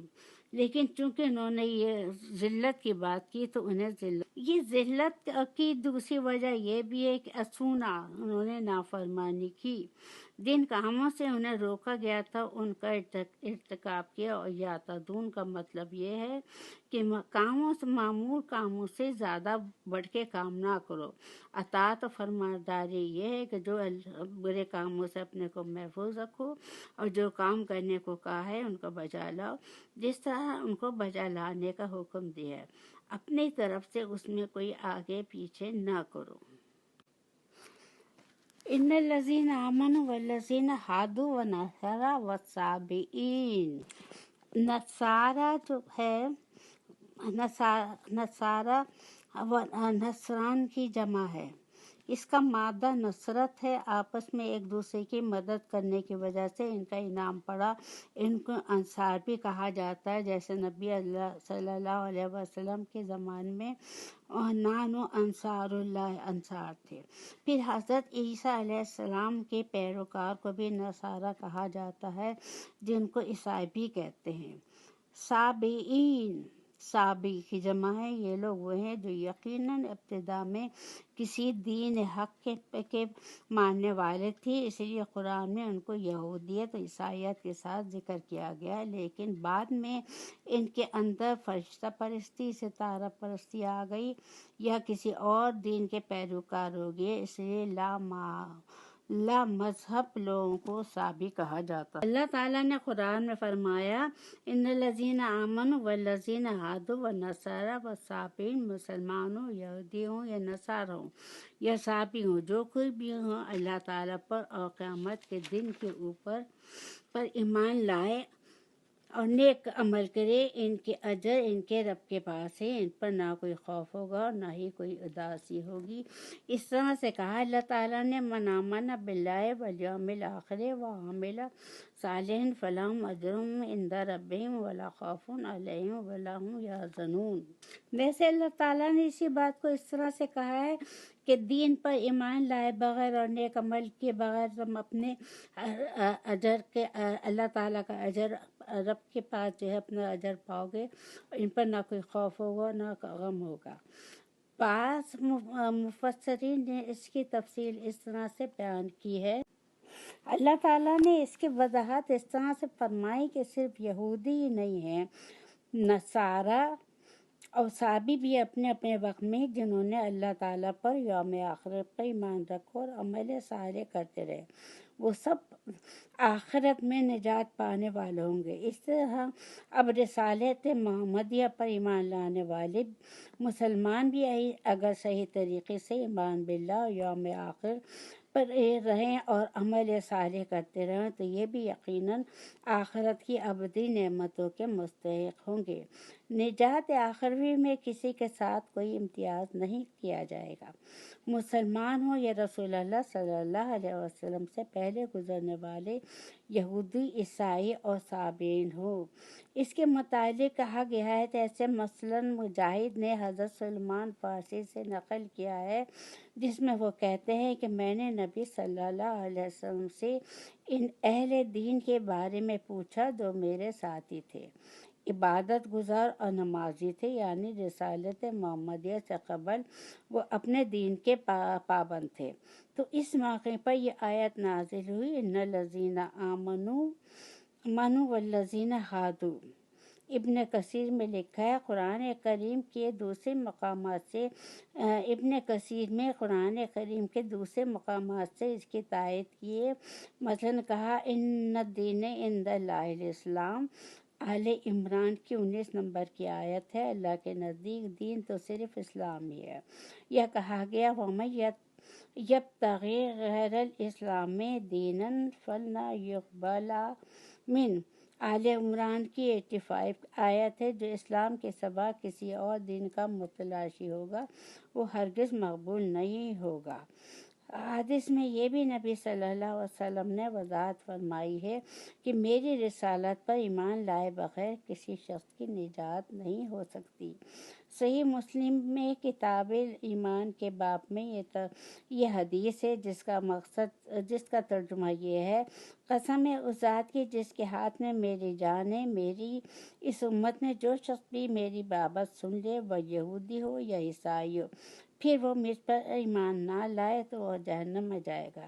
اس کا مطلب یہ ہے کہ وحدت ادیان کی گمراہی جہاں دیگر آیات قرآنی کو نظر انداز کرنے کا نتیجہ ہے، وہاں احادیث کے بغیر قرآن کو سمجھنے کی مضموم صحیح کا بھی اس میں بہت دخل ہے۔ اس لیے یہ کہنا بالکل صحیح ہے کہ احادیث کے صحیحہ کے بغیر قرآن کو سمجھا نہیں جا سکتا۔ ان الذین آمنوا والذین ہادوا والنصارى والصابئین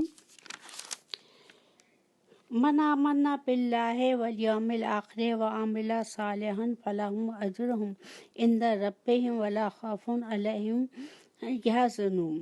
جو بھی ایمان لائے اللہ پر، قیامت کے دن پر، اور نیک عمل کرے، ان کے اجر ان کے رب کے پاس ہے، ان پر نہ کوئی ظلم ہوگا، نہ کوئی خوف ہوگا اور نہ ہی اداسی ہوگی۔ تو یہاں پر جو ہے مومنین اور ایمان والے لوگوں کے متعلق کہا جا رہا ہے کہ یہ لوگ جو ہیں اللہ تعالیٰ جو ہے کہ خاص چہیتے بندے ہیں، یہ چونکہ ایمان لائے ہیں، عمل کر رہے ہیں نیک، اور ان کا اجر جو ہے اللہ تعالیٰ کے پاس ہے، انہیں یہاں سے جانے کے بعد کوئی پریشانی نہیں ہوگی، کوئی دکھ نہیں ہوگا۔ یہ اللہ تعالیٰ کے خاص بندے ہیں جن کے لیے کوئی خوف نہیں ہے، کوئی غم نہیں ہے، کوئی پریشانی نہیں ہے، یہ اللہ کو ماننے والے، ایمان لانے والے ہیں۔ اس کے بعد اللہ تعالیٰ فرماتا ہے وَإِذْ أَخَذْنَا مِيثَاقَكُمْ وَرَفَعْنَا فَوْقَكُمُ الطُّورَ فَخُذُوا مَا آتَيْنَاكُمْ بِقُوَّةٍ وَاذْكُرُوا مَا فِيهِ لَعَلَّكُمْ تَتَّقُونَ۔ جب ہم نے تم سے وعدہ لیا اور تم پر کوہ طور پہاڑ لا کھڑا کر دیا اور کہا جو ہم نے تمہیں دیا ہے اسے مضبوطی سے تھام لو، اور جو کچھ اس میں ہے اسے یاد رکھو تاکہ تم بچ سکو۔ جب تورات کے احکام کے متعلق یہودیوں نے ازراہ شرارت کہا کہ ہم سے تو ان احکام پر عمل نہیں ہو سکے گا، تو اللہ تعالیٰ نے ان کے اوپر طور پہاڑ کو سامان کی طرح کر دیا، جس سے ڈر کے انہوں نے عمل کرنے کا وعدہ کر لیا۔ سبت جو ہے ہفتے کو کہتے ہیں۔ ہفتے کے دن جو ہے یہودیوں کو مچھلی کا قصہ ہے کہ یہودیوں کو مچھلی کا شکار کرنے سے منع کیا تھا۔ جیسے ان کے یہاں سے ہفتے کا دن جو ہے بہت نیک دن مانا جاتا تھا، عبادت ریاضت کا ہوتا تھا، جس میں وہ دنیا کا کوئی کام نہیں کر سکتے تھے۔ لیکن انہوں نے ایک حیلہ اختیار کر کے اللہ تعالیٰ کے احکام سے تجاوز کیا، یعنی ہفتے والے دن جو ہے بطور امتحان مچھلیاں بھی زیادہ آتی تھی، تو انہوں نے گڑھے کھود لیے تاکہ مچھلیاں اس میں پھنسیں اور پھر اتوار کے دن ان کو پکڑ لیں۔ مگر چونکہ یہودیوں کی عادت تھی کہ ہر بات میں انکار کرنا، اللہ تعالیٰ کی نافرمانی کرنا، تو انہوں نے یہاں پر بھی وہی کیا کہ ایک ہیلہ بنا لیا اور مچھلیوں کو جو ہے پکڑنا شروع کر دیا، اور اللہ تعالیٰ کی نافرمانی کے سزاوار جو ہے وہ ہو گئے۔ یہ بہت مشہور واقعہ ہے۔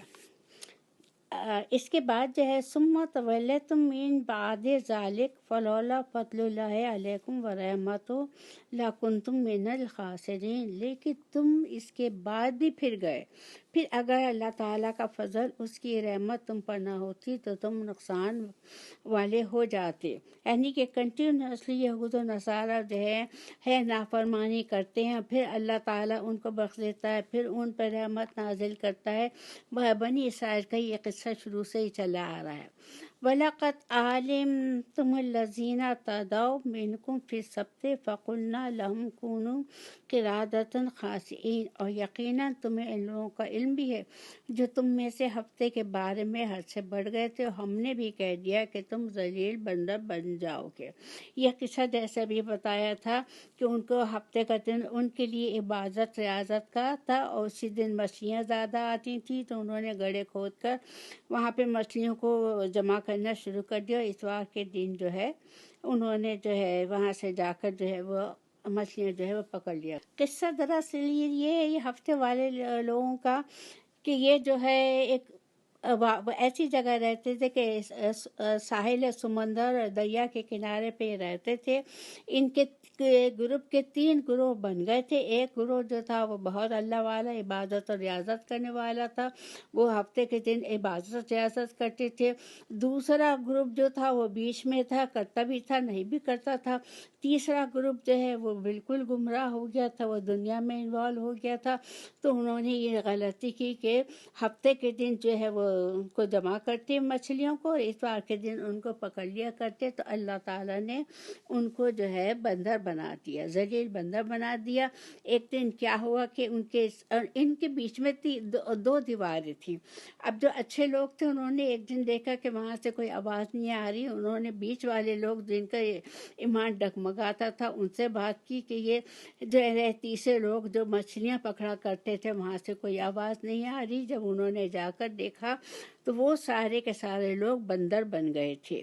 اب وہ بندر بن گئے تھے، لیکن ان کی آنکھوں سے پتہ چل رہا تھا کہ یہ وہی لوگ ہیں جو وہاں پر رہتے تھے، جو مچھلیاں پکڑتے تھے۔ یہ اللہ تعالیٰ نے ان کو سزا دی، ان کی نافرمانی کی گئی، اور اس کے بعد 3 دن بعد جو ہے یہ بندر بننے کے بعد اس دنیا سے چلے گئے تھے۔ وَجَعَلْنَا نَكَالًا لِمَا بَيْنَ يَدَيْهَا وَمَا خَلْفَهَا وَمَوْعِظَةً لِلْمُتَّقِينَ، اسے ہم نے اگلوں پچھلوں کے لیے عبرت کا سبب بنا دیا، اور پرہیزگاروں کے لیے واعظ و نصیحت کا۔ پرہیزگار جو ہیں وہ تو ہمیشہ اللہ تعالیٰ اس کے رسول کی بات سنتے ہیں، اور پچھلے لوگوں کو جیسا ابھی یہ بندر والوں کا قصہ سنایا ہے، ایسے بہت سارے واقعات آگے اس میں قرآن پاک میں آئیں گے۔ وہ اللہ تعالیٰ نے ہمیں یہ واقعات اس لیے بتائیں کہ ہم ان کو سنیں، سمجھیں، پھر اپنا محاسبہ کریں کہ ہم کس جگہ پر ہیں، تاکہ ہم سے وہ غلطی جو ہے وہ نہ ہو۔ وَإِذْ قَالَ مُوسَىٰ لِقَوْمِهِ إِنَّ اللَّهَ يَأْمُرُكُمْ أَن تَذْبَحُوا بَقَرَةً قَالُوا أَتَتَّخِذُونَ ہُزُوًا قَالَ أَعُوذُ بِاللَّهِ أَنْ أَكُونَ مِنَ الْجَاهِلِينَ۔ حضرت موسیٰ علیہ السلام نے جب اپنی قوم سے کہا کہ اللہ تعالیٰ تمہیں ایک گائے ذبح کرنے کا حکم دیتا ہے، تو انہوں نے کہا ہم سے مذاق کیوں کرتے ہو؟ آپ نے جواب دیا کہ میں ایسا جاہل ہونے سے اللہ تعالیٰ کی پناہ میں آتا ہوں۔ یہ بھی ایک قصہ ہے جو اس میں بنی اسرائیل کا ایک قصہ ہے جو اللہ تعالیٰ نے بیان کیا ہے۔ ایک بہت رئیس آدمی تھا جس کی اپنی کوئی اولاد نہیں تھی، تو اس کا ایک وارث تھا جو اس کا بھتیجا تھا۔ ایک رات اس بھتیجے نے اپنے چچا کو قتل کر کے لاش کسی دوسرے آدمی کے دروازے پر ڈال دی۔ صبح قاتل کی تلاش میں ایک دوسرے کو ذمہ دار ٹھہرانے لگے۔ آخر بات حضرت موسیٰ علیہ السلام تک پہنچی تو انہیں ایک گائے ذبح کرنے کا حکم ہوا۔ گائے کا ایک ٹکڑا مقتول کو مارا گیا جس سے وہ زندہ ہو گیا اور قاتل کی نشاندہی کر کے مر گیا۔ فتح القدیر میں یہ قصہ لکھا ہوا ہے۔ یہ قصہ اچھا خاصا طویل ہے کیونکہ پھر ان کی نافرمانی کی بات جو ہے وہ آگے آتی ہے۔ قالوا ادع لنا ربک یبین لنا ما ہی قال انہ یقول انہا بقرات لا فارض ولا بکرۃ اوان بین ذلک ففعلوا ما تؤمرون۔ انہوں نے کہا اے موسیٰ دعا کیجئے کہ اللہ تعالی ہمارے لیے اس کی تفصیل بیان کر دے۔ آپ نے فرمایا سنو، وہ گائے نہ تو بالکل بوڑھی ہے نہ بچہ ہے بلکہ درمیانی عمر کی ہے اور جوان ہے۔ اب جو تمہیں حکم دیا ہے وہی تم کہو۔ انہیں یہ حکم تو دیا گیا تھا کہ ایک گائے ذبح کرو۔ جو کوئی بھی ایک گائے ذبح کر دیتے تو وہ حکم الہی پر عمل ہو جاتا، لیکن چونکہ وہ بنی اسرائیل تھے انہوں نے حکم الہی پر سیدھے طریقے سے عمل کرنے کے بجائے مین میں خن نکالنا شروع کر دی، طرح طرح کے سوالات کرنے شروع کر دیے جس پر اللہ تعالیٰ نے ان پر سختی کی۔ اس لیے دین میں جو ہے سختی اختیار کرنے سے منع کیا ہے۔ جو بھی حکم دیا اللہ تعالیٰ نے اس میں 10 سوال کرنے کے بجائے تم سیدھے سیدھے اس عمل کو جو ہے اختیار کر لو، مگر چونکہ وہ بنی اسرائیل تھے ان کی تو یہ عادت تھی کہ ہر بات میں 10 سوال وہ کرتے، تو اس لیے انہوں نے اس معاملے میں بھی بہت زیادہ سوال کیے۔ یہ قتل کا وہی واقعہ ہے کہ جس کی فی بنا پر بنی اسرائیل کو گائے ذبح کرنے کا حکم دیا گیا تھا۔ اس طرح اللہ تعالیٰ نے قتل کا راز فاضیہ کر دیا تھا۔ وہ حالانکہ وہ قتل رات کی تاریکی میں لوگوں سے چھپ کر کیا گیا تھا۔ مطلب یہ ہوا کہ نیکی یا بدی تم کتنی ہی چھپ کر کرو اللہ تعالیٰ کے علم میں ہے۔ اللہ تعالیٰ اسے لوگوں پر ظاہر کرنے سے پر خود رکھتا ہے۔ اس لیے خلوت ہو یا جلوت ہر وقت ہر جگہ اچھے کام ہی کیا کرنا چاہیے تاکہ وہ کسی وقت بھی ظاہر ہو جائیں اور لوگوں کے علم میں آ جائیں تو شرمندگی نہ ہو، بلکہ اس کے احترام میں اور اضافہ ہو جائے۔ بدی کتنی ہی چھپ کر کی جائے وہ فاش ہوئے بغیر نہیں رہتی، جس سے انسان کی بدنامی ذلت اس دنیا میں ہوتی ہے اور اس کے بعد کی دنیا میں بھی ہوتی ہے۔ یہ قصہ اس طرح بیان کیا گیا ہے کہ قالوا ادع لنا ربک لیبین لنا ما لونہا قال انہ یقول انہا بقرۃ صفراء فاقع لونہا تسر الناظرین۔ پھر وہ کہنے لگے کہ دعا کیجیے کہ اللہ تعالیٰ بیان کرے کہ اس کا رنگ کیا ہے۔ فرمایا وہ کہتا ہے کہ وہ گائے زرد رنگ کی ہے، چمکیلا اور دیکھنے والوں کو بھلی لگتی ہے، یہ رنگ ہے اس کا۔ پھر انہوں نے کہا قالوا ادع لنا ربک یبین لنا ما ہی ان البقرۃ تشابہ علینا وَإِنَّا إِنشَاءَ لَمُهْتَدُونَ۔ پھر وہ کہنے لگے کہ اپنے رب سے اور دعا کیجیے کہ ہمیں اس کی اور مزید تفصیل بتائے کہ اس قسم کی گائے تو بہت ہی ہیں، پتہ نہیں چلتا، اگر اللہ نے چاہا تو ہم ہدایت پانے والوں میں سے ہو جائیں گے۔ قال انہ یقول انہا بقرۃ لا ذلول تثیر الارض ولا تسقی الحرث مسلمات لا شیاۃ فیہا قالوا الآن جئت بالحق فذبحوها وما کادوا یفعلون۔ آپ نے فرمایا کہ اللہ کا فرمان ہے کہ وہ گائے کام کرنے والی زمین میں ہل جوتنے والی اور کھیتوں کو پانی دینے والی نہیں ہے، وہ تندرست ہے، بے داغ ہے۔ انہوں نے کہا اب آپ نے حق واضح کر دیا، گویا وہ حکم برداری کے قریب نہ تھے، لیکن اسے ماننا اور وہ گائے ذبح کر دی گئی۔ وَإِذْ قَتَلْتُمْ نَفْسًا فَأَصْفَتْ ذَرَّاتُمْ فِيهَا وَاللَّهُ مُخْرِجٌ مَا كُنتُمْ تَكْتُمُونَ۔ جب تم نے ایک شخص کو قتل کر ڈالا پھر اس میں اختلاف کرنے لگے اور تمہاری پیشانیوں کو اللہ تعالیٰ ظاہر کرنے والا تھا۔ وَقُلْنَا اضْرِبُوا بِبَعْضِهَا كَذَلِكَ يُحْيِي اللَّهُ الْمَوْتَى وَيُرِيكُمْ آیَاتِهِ لَعَلَّكُمْ تَعْقِلُونَ۔ ہم نے کہا کہ اس گائے کا ایک ٹکڑا مقتول کے جسم پر لگا دو، وہ جی اٹھے گا۔ اسی طرح اللہ مردوں کو زندہ کر کے تمہیں تمہاری عقل مندی کے لیے اپنی نشانیاں دکھاتے ہیں۔ ثم قست قلوبكم من بعد ذلك فهي كالحجارة أو أشد قسوة وإن من الحجارة لما يتفجر منه الأنهار وإن منها لما يشقق فيخرج منها الماء وإن منها لما يهبط من خشية الله وما الله بغافل عما تعملون۔ پھر اس کے بعد تمہارے دل پتھر جیسے ہو گئے بلکہ اس سے بھی زیادہ سخت۔ بعض پتھروں سے تو نہریں بھی بہہ نکلتی ہیں، بعض پھٹ جاتے ہیں اور ان سے پانی نکل آتا ہے، اور بعض اللہ تعالیٰ کے ڈر سے گر پڑتے ہیں، اور تم اللہ تعالیٰ کو اپنے افعال سے غافل نہیں جانو گے۔ اب جب کہ انہوں نے وہ گائے کاٹی، اس کا ایک ٹکڑا جو ہے جو آدمی مر گیا تھا اس کو مارا تو آدمی زندہ ہو گیا۔ مقتول کے دوبارہ جی اٹھنے سے استدلال کرتے ہوئے اللہ تعالیٰ نے روز قیامت تمام انسانوں کو دوبارہ زندہ کرنے کی قدرت کا اعلان فرمایا۔ یہ ان کو اگزامپل دی کہ جیسے ابھی میں نے اس آدمی کو زندہ کر دیا، وہ آدمی زندہ ہو جاتا، بتا دیتا کہ کس آدمی نے مجھے مارا ہے، اور اس کے بعد وہ دوبارہ مر جاتا۔ تو اللہ تعالیٰ اپنی شان اور قدرت دکھا رہا ہے کہ روز محشر میں تمہیں اسی طرح سے زندہ کروں گا۔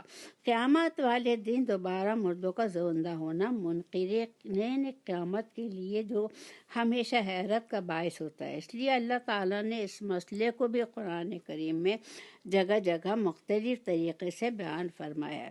سورہ بقرہ میں اللہ تعالیٰ نے اس کی 5 مثالیں فرمائی ہیں۔ مثلا ایک جگہ فرمایا، سورہ بقرہ کی 56 نمبر کی آیت ہے، دوسری مثال یہی ہے، تیسری مثال دوسرے پارے کی آیت 243 میں ہے، اور یہ چوتھی آیت جو ہے نمبر 259 میں ہے، اور 5ویں مثال اس کے بعد والی آیت میں حضرت ابراہیم علیہ السلام کے پرندوں کو پکڑ کے مارنے کی پرندوں کا قصہ ہے جو آگے آئے گا۔ پھر اللہ تعالیٰ کہتا ہے کہ باقی معجزات دکھانے کے بعد یہ تازہ قصہ جو ہے کہ گائے کو کاٹ کے اس مردہ آدمی کے جو ہے پتھر اس کے جسم کا ایک حصہ اس کو لگایا گیا، وہ آدمی زندہ ہو گیا، اس کو دیکھ کر بھی تمہارے دل میں یہ خیال نہیں آیا کہ اللہ تعالیٰ ہر چیز پر قادر ہے تو ہم توبہ و استغفار کریں ہیں، لیکن بلکہ اس کے برعکس ان کے دلوں پتھروں کی طرح سے سخت ہو گئے، بلکہ اس سے بھی زیادہ سخت ہو گئے۔ دلوں کا سخت ہو جانا یہ افراد و امتوں کے لیے سخت تباہ کن ہے، اور اس بات کی علامت ہوتی ہے کہ دلوں سے اثر پذیری کی صلاحیت ختم ہو گئی ہے، قبول حق کی طاقت ختم ہو گئی، اس کے بعد ان کی اصلاح کی توقع کم کی جاتی ہے اور تباہی کا اندیشہ زیادہ ہوتا ہے۔ اس لیے اہل ایمان کو خاص طور پر تاکید کی گئی ہے، وَلَا يَكُونُوا كَالَّذِينَ أُوتُوا الْكِتَابَ مِن قَبْلُ فَطَالَ عَلَيْهِمُ الْأَمَدُ فَقَسَتْ قُلُوبُهُمْ۔ سورہ حدید کی 16 نمبر کی آیت ہے، اہل ایمان ان لوگوں کی طرح نہ ہو جائیں جن کو ان سے قبل کتاب دی گئی تھی، لیکن مدت گزرنے پر ان کے دل سخت ہو گئے۔ پتھروں کی سنگینی کے باوجود ان سے جو فائدے حاصل ہوتے ہیں اور جو کیفیت ان پر گزرتی ہے، اس کا بیان اللہ تعالیٰ نے فرمایا ہے۔ اس سے معلوم ہوتا ہے کہ پتھروں کے اندر بھی ایک قسم کا ادراک و احساس ہوتا ہے، جس طرح کہ اللہ تعالیٰ کا فرمان ہے۔ بنی اسرائیل کی 44 نمبر کی آیت ہے، پھر بنی اسرائیل کی 44 نمبر کی آیت میں بتایا گیا ہے، تسبحوا لہ السماوات السبع والارض ومن فیہن وَإِن مِّن شَيْءٍ لَا يُسَبِّحُ بِحَمْدِهِ وَلَٰكِن لَّا تَفْقَهُونَ تَسْبِيحَهُمْ۔ اہل ایمان سے خطاب کر کے یہودیوں کے بابت کہا جا رہا ہے کہ کیا تمہیں ان کے ایمان لانے کی امید ہے؟ حالانکہ ان کے پیچھے لوگوں میں ایک فریق ایسا بھی تھا جو کلام الہی میں جانتے بوجھتے الفاظوں و معنوں میں تبدیلی کر دیا کرتا تھا، یعنی ایسے لوگوں کی ایمان لانے کی قطعاً امید نہیں۔ اس کا مطلب یہ ہوا کہ جو لوگ دنیاوی مفادات کی وجہ سے کلام الہی میں تحریف کرتے ہیں وہ گمراہی کی ایسی دلدل میں پھنس جاتے ہیں کہ اس سے نکل نہیں پاتے۔ امت محمدیہ کے بہت سے علماء، اللہ تعالیٰ ان پہ رحم کرے، ہم پر رحم کرے، بدقسمتی سے قرآن و تحریف میں حدیث میں تحریف کے مرتکب ہو رہے ہیں۔ اللہ تعالیٰ ان کو اس جرم سے محفوظ رکھے اور ہمیں بھی محفوظ رکھے۔ یہ بعض یہودیوں کے منافقانہ کردار کی نقاب کشائی ہو رہی ہے کہ وہ مسلمانوں میں تو اپنے ایمان کا اظہار کرتے ہیں، لیکن جب آپس میں ملتے ہیں تو ایک دوسرے کو اس بات پر ملامت کرتے ہیں کہ تم مسلمانوں کو اپنی کتاب کی ایسے باتیں کیوں بناتے ہو، جس سے رسول عربی کی صداقت واضح ہوتی ہے۔ اس طرح تم خود بھی ایک ایسی حجت ان کے ہاتھ میں دیتے ہو جو وہ تمہارے خلاف بارگاہ الہی میں پیش کریں۔ اس کے متعلق اللہ تعالیٰ نے فرمایا افتطمعون ان یؤمنوا لکم وقد کان فریق منہم یسمعون کلام اللہ ثم یحرفونہ من بعد ما عقلوہ وہم یعلمون۔ مسلمانوں، کیا تمہاری خواہش ہے کہ یہ لوگ ایماندار بن جائیں، حالانکہ ان میں سے ایسے لوگ بھی ہیں جو کلام اللہ کو سن کر عقل و علم ہونے کے باوجود پھر بھی بدل ڈالا کرتے ہیں۔ وَإِذَا لَقُوا الَّذِينَ آمَنُوا قَالُوا آمَنَّا وَإِذَا خَلَا بَعْضُهُمْ إِلَىٰ بَعْضٍ قَالُوا أَتُحَدِّثُونَهُم بِمَا فَتَحَ اللَّهُ عَلَيْكُمْ لِيُحَاجُّوكُم بِهِ عِندَ رَبِّكُمْ أَفَلَا تَعْقِلُونَ۔ یہاں پر منافقین کے متعلق بتایا جا رہا ہے، جب ایمان والوں سے ملتے ہیں تو اپنی ایمانداری ظاہر کرتے ہیں، اور جب آپس میں ملتے ہیں تو کہتے ہیں مسلمانوں کو کیوں وہ باتیں بتاتے ہو جو اللہ تعالیٰ نے تمہیں سکھائی ہیں، کیا نہیں جانتے کہ یہ تو اللہ تعالیٰ کے پاس تم پر ان کی حجت ہو جائے گی۔ اولا یعلمون ان اللہ یعلم ما یسرون وما یعلنون۔ کیا یہ نہیں جانتے کہ اللہ تعالیٰ ان کی پوشیدگی اور ظاہر والی ساری باتوں کو جانتا ہے؟ یہاں پر منافقین کی خاص صفت تھی، وہ آتے رسول اللہ کے پاس تو کہتے ہم ایمان لیا ہے، مسلمان ہیں، اور جب اپنے لوگوں میں جا کر بیٹھتے تو پھر الٹی سیدھی باتیں کرتے اور مذاق اڑاتے اور کہتے تم اپنی باتیں ان کو کیوں بتاتے، حالانکہ انہیں معلوم تھا کہ ان کی کتاب میں نبی صلی اللہ علیہ وسلم کی تفصیل موجود ہے، انہیں معلوم تھا کہ نبی صلی اللہ علیہ وسلم آنے والے ہیں، لیکن انہوں نے حسد اور بغض کی وجہ سے آپ کا انکار کیا۔ حسد اور بغض اس لیے کہ وہ یہ چاہتے تھے کہ نبی صلی اللہ علیہ وسلم یہودیوں میں سے آئیں، چونکہ اب تک سارے پیغمبر جو ہے یہودیوں ہی میں سے آئے تھے۔ حضرت ابراہیم علیہ السلام کے بیٹے اسحاق علیہ السلام، ان کے بیٹے یعقوب علیہ السلام، ان کا سلسلہ چلتا رہا تھا، انہی میں سارے پیغمبر آج تک دنیا میں آئے تھے۔ حضرت ابراہیم علیہ السلام کا بڑا بیٹا جو اسماعیل علیہ السلام تھے، نبی صلی اللہ علیہ وسلم ان کی امت میں سے آئے، تو یہ بات ان کو بری لگی، اس لیے جانتے ہوئے مانتے ہوئے کہ نبی برحق ہے، ہماری کتاب میں لکھا ہوا ہے، انہوں نے انکار کیا اور اپنا جو ہے جو ان کی عادت تھی جو ہے ضد کرنا، برے کام کرنا، چونکہ وہ بنی اسرائیل تھے، اللہ تعالیٰ میں کیا کہوں ان کو ہدایت، اللہ تعالیٰ ہم کو ہدایت دے۔ اللہ تعالیٰ فرماتا ہے تم بتلاؤ یا نہ بتلاؤ، اللہ کو تو ہر بات کا علم ہے، وہ ان باتوں کو تمہارے بتائے بغیر بھی مسلمانوں پر ظاہر کر سکتا ہے۔ یہ تو ان کے اہل علم کی باتیں تھی، رہے ان کے ان پڑھ لوگ جو کتاب یعنی تورات سے بے خبر ہیں، لیکن وہ آرزو ضرور رکھتے ہیں اور گمانوں پر ان کا گزارا ہے جن میں انہیں ان کے علماء نے مبتلا کیا ہے۔ مثلا ہم تو اللہ کے چہیتے ہیں، ہم جہنم میں اگر گئے بھی تو صرف چند دن کے لیے جائیں گے اور ہمارے بزرگ پیشوا بخشوا لیں گے، وغیرہ وغیرہ۔ جیسے آج کل کے مسلمانوں میں بھی بعض ایسے خیالات آتے ہیں کہ ہمارے نبی یہ حق ہے کہ ہمارے نبی ہماری بخشش کروائیں گے، لیکن ہمارے اعمال بھی تو ایسے ہوں کہ ہم اپنے نبی کو شکل دکھا سکیں۔ اللہ تعالیٰ ہمیں یہود و نصارہ کی اس حرکت سے ہمارے مسلمانوں کو جو ہے مومنین مومنات مسلمین مسلمانوں کو محفوظ رکھے، تاکہ وہ اس پر سہارا کر کے نہ بیٹھ جائے کہ رسول اللہ صلی اللہ علیہ وسلم ہمیں بخشوا لیں گے۔ حق ہے ہمیں بخشوائیں گے، لیکن ہم اپنے کو مسلمان بن کے تو ظاہر کریں نا۔ اگر ہم مسلمان بن کے مومن بن کے آپ کے سامنے جائیں گے تب تو آپ وہ ہمیں بخشوائیں گے۔ اگر ہم بھی بھٹک گئے جیسے بنی اسرائیل بھٹک گئے، اپنے دین سے کچھ چھوڑ دیا ہم نے، دین کے صرف نام کے ہم مسلمان رہ گئے، تو پھر ہم کیا منہ لے کے رسول اللہ صلی اللہ علیہ وسلم کے بعد جائیں گے؟ ہمیں چاہیے کہ ہم اپنا محاسبہ کریں اور پوری کوشش کریں کہ ہم اس قابل ہو جائیں کہ ہم یہ کہہ سکیں ہاں ہم مسلمان ہیں، ہاں ہم مومن ہیں۔ وَمِنْهُمْ أُمِّيُّونَ لَا يَعْلَمُونَ الْكِتَابَ إِلَّا أَمَانِيَّ وَإِنْ هُمْ إِلَّا يَظُنُّونَ، اور ان میں سے بعض ان پڑھ ایسے بھی ہیں جو کتاب کے صرف ظاہری الفاظ کو ہی جانتے ہیں اور صرف گمان اور اکٹل ہی پر ہے۔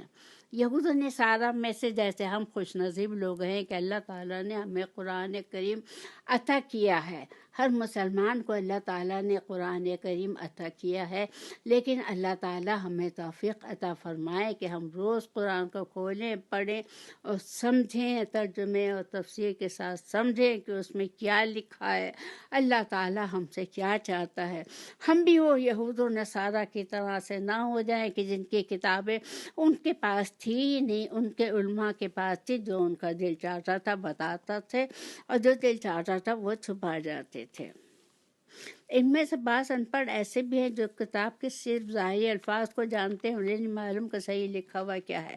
لیکن آج کل بھی ہمارے ساتھ یہی مصیبت ہو رہی ہے کہ ہمیں معلوم ہی نہیں کہ قرآن میں کیا لکھا ہے، نہ ہمیں ترجمہ پتہ ہے، نہ ہمیں اس کی تفسیر پڑھی ہے۔ اللہ تعالیٰ مجھے توفیق دے، ہمارے سارے بھائی بہنوں کو توفیق دے کہ ہم قرآن پڑھیں، سمجھیں، اس پر عمل کریں، تاکہ ہم کہہ سکیں کہ ہم رسول کی امت میں سے ہیں، اور رسول نے ہمیں صلی اللہ علیہ وسلم نے ہمیں یہ حکم دیا ہے اور ہم ان کے ماننے والے ہیں۔ آگے قرآن پاک میں اللہ تعالیٰ فرماتا ہے فَوَيْلٌ لِّلَّذِينَ يَكْتُبُونَ الْكِتَابَ بِأَيْدِيهِمْ ثُمَّ يَقُولُونَ هَٰذَا مِنْ عِندِ اللَّهِ لِيَشْتَرُوا بِهِ ثَمَنًا قَلِيلًا فَوَيْلٌ لَّهُم مِّمَّا كَتَبَتْ أَيْدِيهِمْ وَوَيْلٌ لَّهُم مِّمَّا يَكْسِبُونَ۔ ان لوگوں کے لیے ویل ہے جو اپنے ہاتھوں کی لکھی ہوئی کتاب کو اللہ تعالیٰ کی طرف کی کہتے ہیں، اس طرح دنیا کماتے ہیں ان کے ہاتھوں کی لکھائی کو، اور ان کی کمائی کو ویل یعنی ہلاکت اور بہت افسوسناک بات کہا گیا ہے۔ یہودیوں کی جسارت اور خوف الہی سے بے نیازی کی بات اس طرح سے ہوتی ہے کہ اپنے ہاتھوں سے وہ مسئلے گھڑتے تھے اور یہ بانگ دعا یہ وہ فرماتے تھے کہ یہ اللہ کی طرف سے، وہ اللہ کی طرف سے، حالانکہ وہ غلط تھا۔ حدیث کی روح سے اس کو ویل کہا گیا۔ ویل جہنم کی ایک وادی ہے جس کی گہرائی بہت زیادہ ہے کہ ایک کافر کو اس کی تہہ تک گرنے میں 40 سال لگیں گے۔ یہ احمد، ترمذی، ابن حبان والحاکم بحولہ فتح القدیر میں لکھا ہوا ہے۔ بعض علماء نے اس آیت سے قرآن مجید کی فروخت کو ناجائز قرار دیا ہے، لیکن استدلال صحیح نہیں ہے۔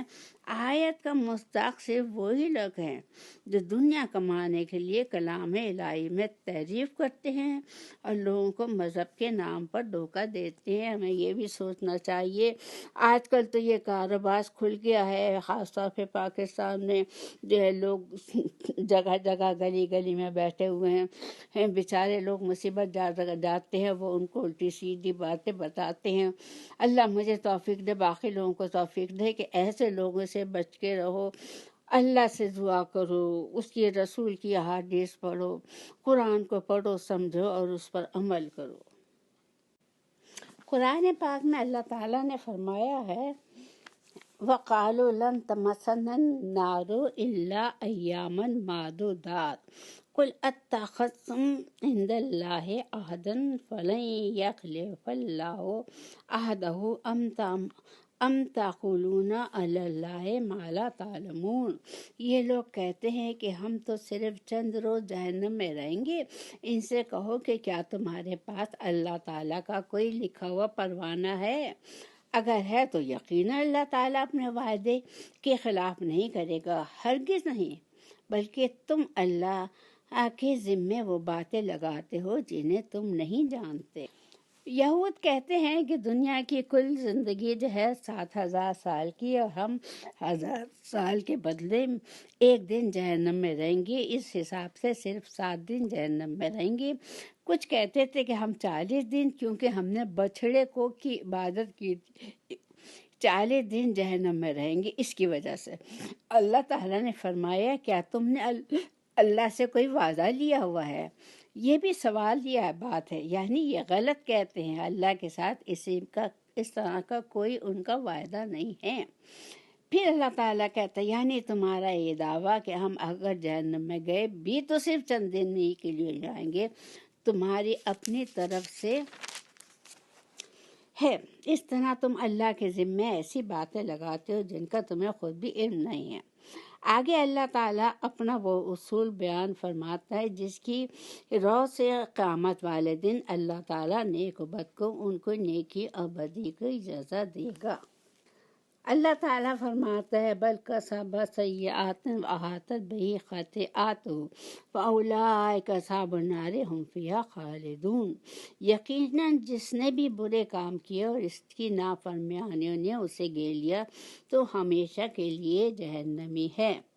اس طرح سے ہے کہ تم اللہ کے ذمے ایسی باتیں لگاتے ہو جس کا تمہیں خود بھی علم نہیں ہے۔ آگے اللہ تعالیٰ اپنا اصول بیان فرماتا ہے جس کی وجہ سے قیامت والے دن اللہ تعالیٰ نیک و بد کو ان کی نیکی اور بدی کی جزا دے گا۔ یہ یہود کے دعوے کی تردید کرتے ہوئے کہ جنت و جہنم میں جانے کا اصول بیان فرما دیا ہے کہ جس کے نامہ اعمال میں برائیاں ہوں گی، یعنی کفر و شرک ہوگا، اس کے اگر بعد سے اچھے عمل بھی ہوں گے تو وہ بھی بے حیثیت رہیں گے، تو ہمیشہ کے لیے جہنمی ہوگا۔ اور جو ایمان اور عمل صالح جس میں ہوں گے وہ جنتی ہوگا، مومن گناہ گار ہوں گے، اور جو مومن گناہ گار ہوں گے ان کا معاملہ اللہ تعالیٰ کے سپرد ہوگا، وہ چاہے تو بخش دے، اپنے فضل و کرم سے ان کے گناہ معاف فرما دے، بطور سزا کچھ عرصے کے لیے جہنم میں رکھے، یعنی بعد میں نبی صلی اللہ علیہ وسلم کی شفاعت سے ان کو جنت میں داخل کر دیا جائے گا۔ جیسے یہ باتیں صحیح احادیث سے ثابت ہیں، اہل سنت کا یہ عقیدہ ہے، ہمارا بھی یہ عقیدہ ہے کہ ہم مسلمان ہیں، اللہ اس کے رسول کو ماننے والے ہیں، کہ جب جنت میں جانا جو ہے وہ ہمارے اعمال کے اوپر ڈپینڈ کرتا ہے۔ اگر ہم اچھے اعمال کریں گے، بہت سارے اچھے اعمال کریں گے، اللہ تعالیٰ کی قائم کی ہوئی حدود کو نہیں توڑیں گے، اس کی عبادت اور ریاضت کریں گے، سچے دل سے کریں گے، سمجھ کے کریں گے، ہر وقت اللہ تعالیٰ کی عبادت اور ریاضت میں لگے رہیں گے، اس کا ذکر کرتے رہیں گے، اپنی طرف سے پوری کوشش کریں گے، پھر اللہ تعالیٰ سے امید رکھیں گے تو وہ جنت میں جائیں گے۔ لیکن اگر یہ مومنین کی صفات ہے، اگر ان سے کوئی غلطی ہو گئی، بھول چوک ہو گئی، تو اللہ تعالیٰ اول تو ان کو ہو سکتا ہے معافی کر دے، اور اگر معاف نہیں بھی کیا تو کچھ دن کے لیے وہ جہنم میں جائیں گے، اور اس کے بعد نبی صلی اللہ علیہ وسلم ان کی شفاعت فرمائیں گے۔ لیکن اگر میں ایسی ہوں کہ میں اللہ اس کے رسول کو اس دنیا میں مانتی ہوں، اللہ اس کے رسول کی بنائی ہوئی آیات بینات پر عمل کرتی ہوں، اپنے کو ثابت کرتی ہوں کہ میں اللہ اس کے رسول کی ماننے والی ہوں، تب یہ ہوگا۔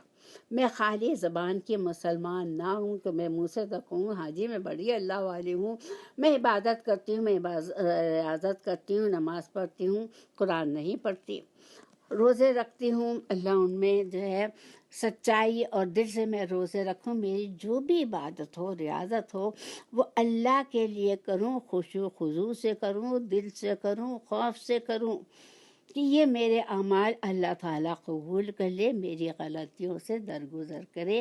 ایک مومن وہ ہوتا ہے جو ہر وقت ڈرتا رہتا ہے، اسے اللہ کی ذات سے امید بھی ہے کہ اللہ تعالیٰ مجھے بخشے گا، ضرور بخشے گا، اور وہ ڈرتا بھی رہتا ہے کہ مجھ سے کوئی ایسی غلطی نہ ہو جائے کہ جس کی وجہ سے میں وہاں پر جو ہے بھگتوں، سزا بھگتوں۔ تو اس لیے وہ ہر وقت استغفار بھی کرتا رہتا ہے۔ اللہ تعالیٰ مجھے بھی توفیق دے، میرے سارے بھائی بہنوں کو توفیق عطا فرمائے۔ اللہ تعالیٰ فرماتے ہیں بلا من کسب سیئات وأحاط به خطیئاته فاولئک اصحاب النار هم فیہا خالدون۔ یقیناً جس نے برے کام کیے، اس کی نافرمانیوں نے اسے گھیر لیا تو ہمیشہ کے لیے جہنمی ہے۔ پھر فرماتا ہے والذین آمنوا وعملوا الصالحات اولئک اصحاب الجنہ ہم فیہا خالدون۔ جو لوگ ایمان لائے، نیک کام کیے، وہ جنتی ہیں جو ہمیشہ جنت میں رہیں گے۔ پھر اللہ تعالیٰ فرماتا وَإِذْ أَخَذْنَا مِيثَاقَ بَنِي إِسْرَائِيلَ لَا تَعْبُدُونَ إِلَّا اللَّهَ وَبِالْوَالِدَيْنِ إِحْسَانًا وَذِي الْقُرْبَى وَالْيَتَامَى وَالْمَسَاكِينِ وَقُولُوا لِلنَّاسِ حسنا وَأَقِيمُوا الصَّلَاةَ وَآتُوا الزَّكَاةَ ثُمَّ تَوَلَّيْتُمْ إِلَّا قَلِيلًا مِنْكُمْ وَأَنْتُمْ مُعْرِضُونَ۔ اور جب ہم نے بنی اسرائیل سے وعدہ لیا کہ تم اللہ تعالیٰ کے سوا دوسروں کی عبادت نہیں کرنا، ماں باپ کے ساتھ اچھا سلوک کرنا، اس طرح قرابت داروں، یتیموں، مسکینوں کے ساتھ لوگوں کو اچھی باتیں کہنا، نمازیں قائم کرنا، زکوٰۃ دیتے رہا کرنا، لیکن تھوڑے سے لوگوں کے علاوہ تم سب پھر گئے اور منہ موڑ لیا۔ ان آیت میں پھر وہی عہد و پیمان بیان کیا جا رہا ہے جو بنی اسرائیل سے اللہ تعالیٰ لیا کرتا تھا، لیتا رہا، لیکن اس سے بھی انہوں نے اعراض کیا۔ اس عہد میں اولاً صرف ایک اللہ کی عبادت کی تاکید ہے جو ہر نبی کی بنیادی اولین دعوت رہی ہے، جیسے کہ سورہ انبیاء میں 25 نمبر کی اور دیگر آیات سے وعدہ ہے۔ اس کے بعد والدین کے ساتھ حسن سلوک کا حکم ہے۔ اللہ کی عبادت کے بعد دوسرے نمبر پر والدین کی اطاعت اور فرمانبرداری آتی ہے۔ ان کے ساتھ حسن سلوک کی تاکید کی گئی ہے۔ جس طرح اللہ کی عبادت بہت ضروری ہے، اسی کی طرح والدین کی اطاعت بھی ضروری ہے، اور ان میں کوتاہی کی کوئی گنجائش نہیں ہے۔ قرآن پاک میں متعدد مقامات پر اللہ تعالیٰ نے اپنی عبادت کے ساتھ دوسرے نمبر پر والدین کی اطاعت کا ذکر کیا ہے اور اس بات کو واضح کر دیا ہے۔ اس کے بعد رشتہ دار ہے، یتیم ہے، مسکین ہے، ان کے ساتھ حسن سلوک کی تاکید کی ہے۔ اسلام میں بھی انہی باتوں کی بڑی تاکید ہے، جیسے کہ احادیث رسول سے واضح ہوتا ہے۔ اس عہد میں اقامت صلاۃ، اعطاء زکوٰۃ کا بھی حکم ہے، جس سے معلوم ہوا کہ دونوں عبادتیں پچھلی شریعتوں میں بھی موجود رہی ہیں، جس سے ان کی اہمیت واضح ہے۔ اسلام میں بھی دونوں عبادتیں نہایت اہم ہیں، حتیٰ کہ ان میں سے کسی ایک کا انکار یا اس کو چھوڑنا کفر کے مترادف سمجھا جاتا ہے، جیسے حضرت ابو بکر صدیق کے عہد خلافت میں مانعین زکوٰۃ کے خلاف جہاد کرنے سے واضح ہو۔ اللہ تعالیٰ نے فرمایا وَإِذَا أَخَذْنَا مِيثَاقَكُمْ لَا تَسْفِكُونَ دِمَاءَكُمْ وَلَا تُخْرِجُونَ أَنفُسَكُم مِّن دِيَارِكُمْ ثُمَّ أَقْرَرْتُمْ وَأَنْتُمْ تَشْهَدُونَ۔ اور جب ہم نے تم سے وعدہ لیا کہ آپس میں خون نہ بہانا، یعنی قتل نہ کرنا، اور آپس والوں کو جلا وطن نہ کرنا، تم نے اقرار کیا اور تم اس کے شاہد بنے۔ ثم انتم هؤلاء تقتلون انفسكم وتخرجون فريقا منكم من ديارهم تظاهرون عليهم بالإثم والعدوان وإن يأتوكم أسرى تفادوهم وهو محرم عليكم إخراجهم أفتؤمنون ببعض الكتاب وتكفرون ببعض فما جزاء من يفعل ذلك منكم إلا خزي في الحياة الدنيا ويوم القيامة يردون إلى أشد العذاب وما الله بغافل عما تعملون۔ لیکن پھر بھی تم نے آپس میں قتل کیا اور آپس کے ایک دوسرے کے فرقے کو جلا وطن بھی کیا اور گناہ اور زیادتیوں کے کاموں میں ان کے خلاف دوسروں کی طرفداری بھی کی۔ ہاں جب وہ قیدی ہو کر تمہارے پاس آئے تو تم نے ان کا فدیہ دیے، لیکن ان کا نکالنا جو تم پر حرام تھا اس کا کچھ خیال نہ کیا۔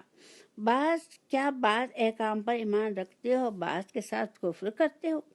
تم میں سے جو بھی ایسا کرے اس کی سزا اس کی سزا اور کیا ہوگی کہ دنیا میں رسوائی اور قیامت کے دن سخت عذاب کی مار۔ اللہ تعالیٰ تمہارے اعمال سے بے خبر نہیں۔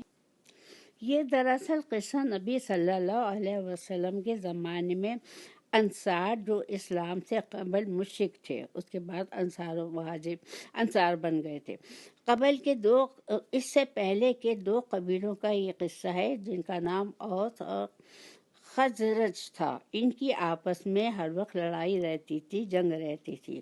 اس طرح سے یہود مدینہ کے بھی 3 قبیلے تھے، بنو قینقاع، بنو نذیر اور بنو قریظ۔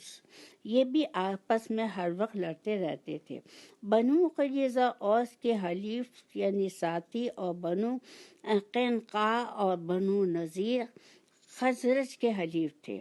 جنگ میں اپنے حلیفوں یعنی ساتھیوں کی مدد کرتے اور اپنے ہم مذہب یہودیوں کو قتل کرتے، ان کے گھروں کو لوٹتے اور ان کے جلا وطن کر دیتے، یہاں تک کہ تورات کے مطابق ایسا کرنا ان کے لیے حرام تھا۔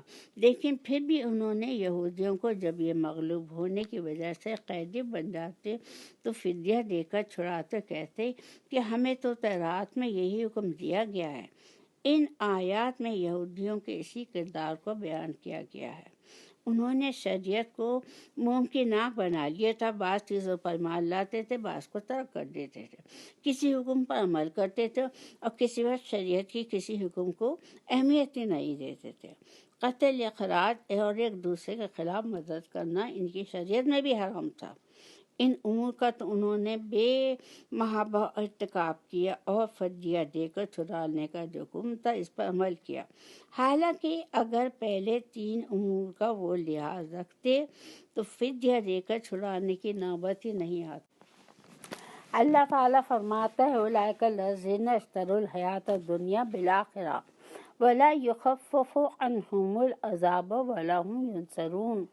یہ وہ لوگ ہیں جنہوں نے دنیا کی زندگی کو آخرت کے بدلے میں خرید لیا، ان کے نہ تو عذاب ہلکے ہوں گے نہ ان کی مدد کی جائے گی۔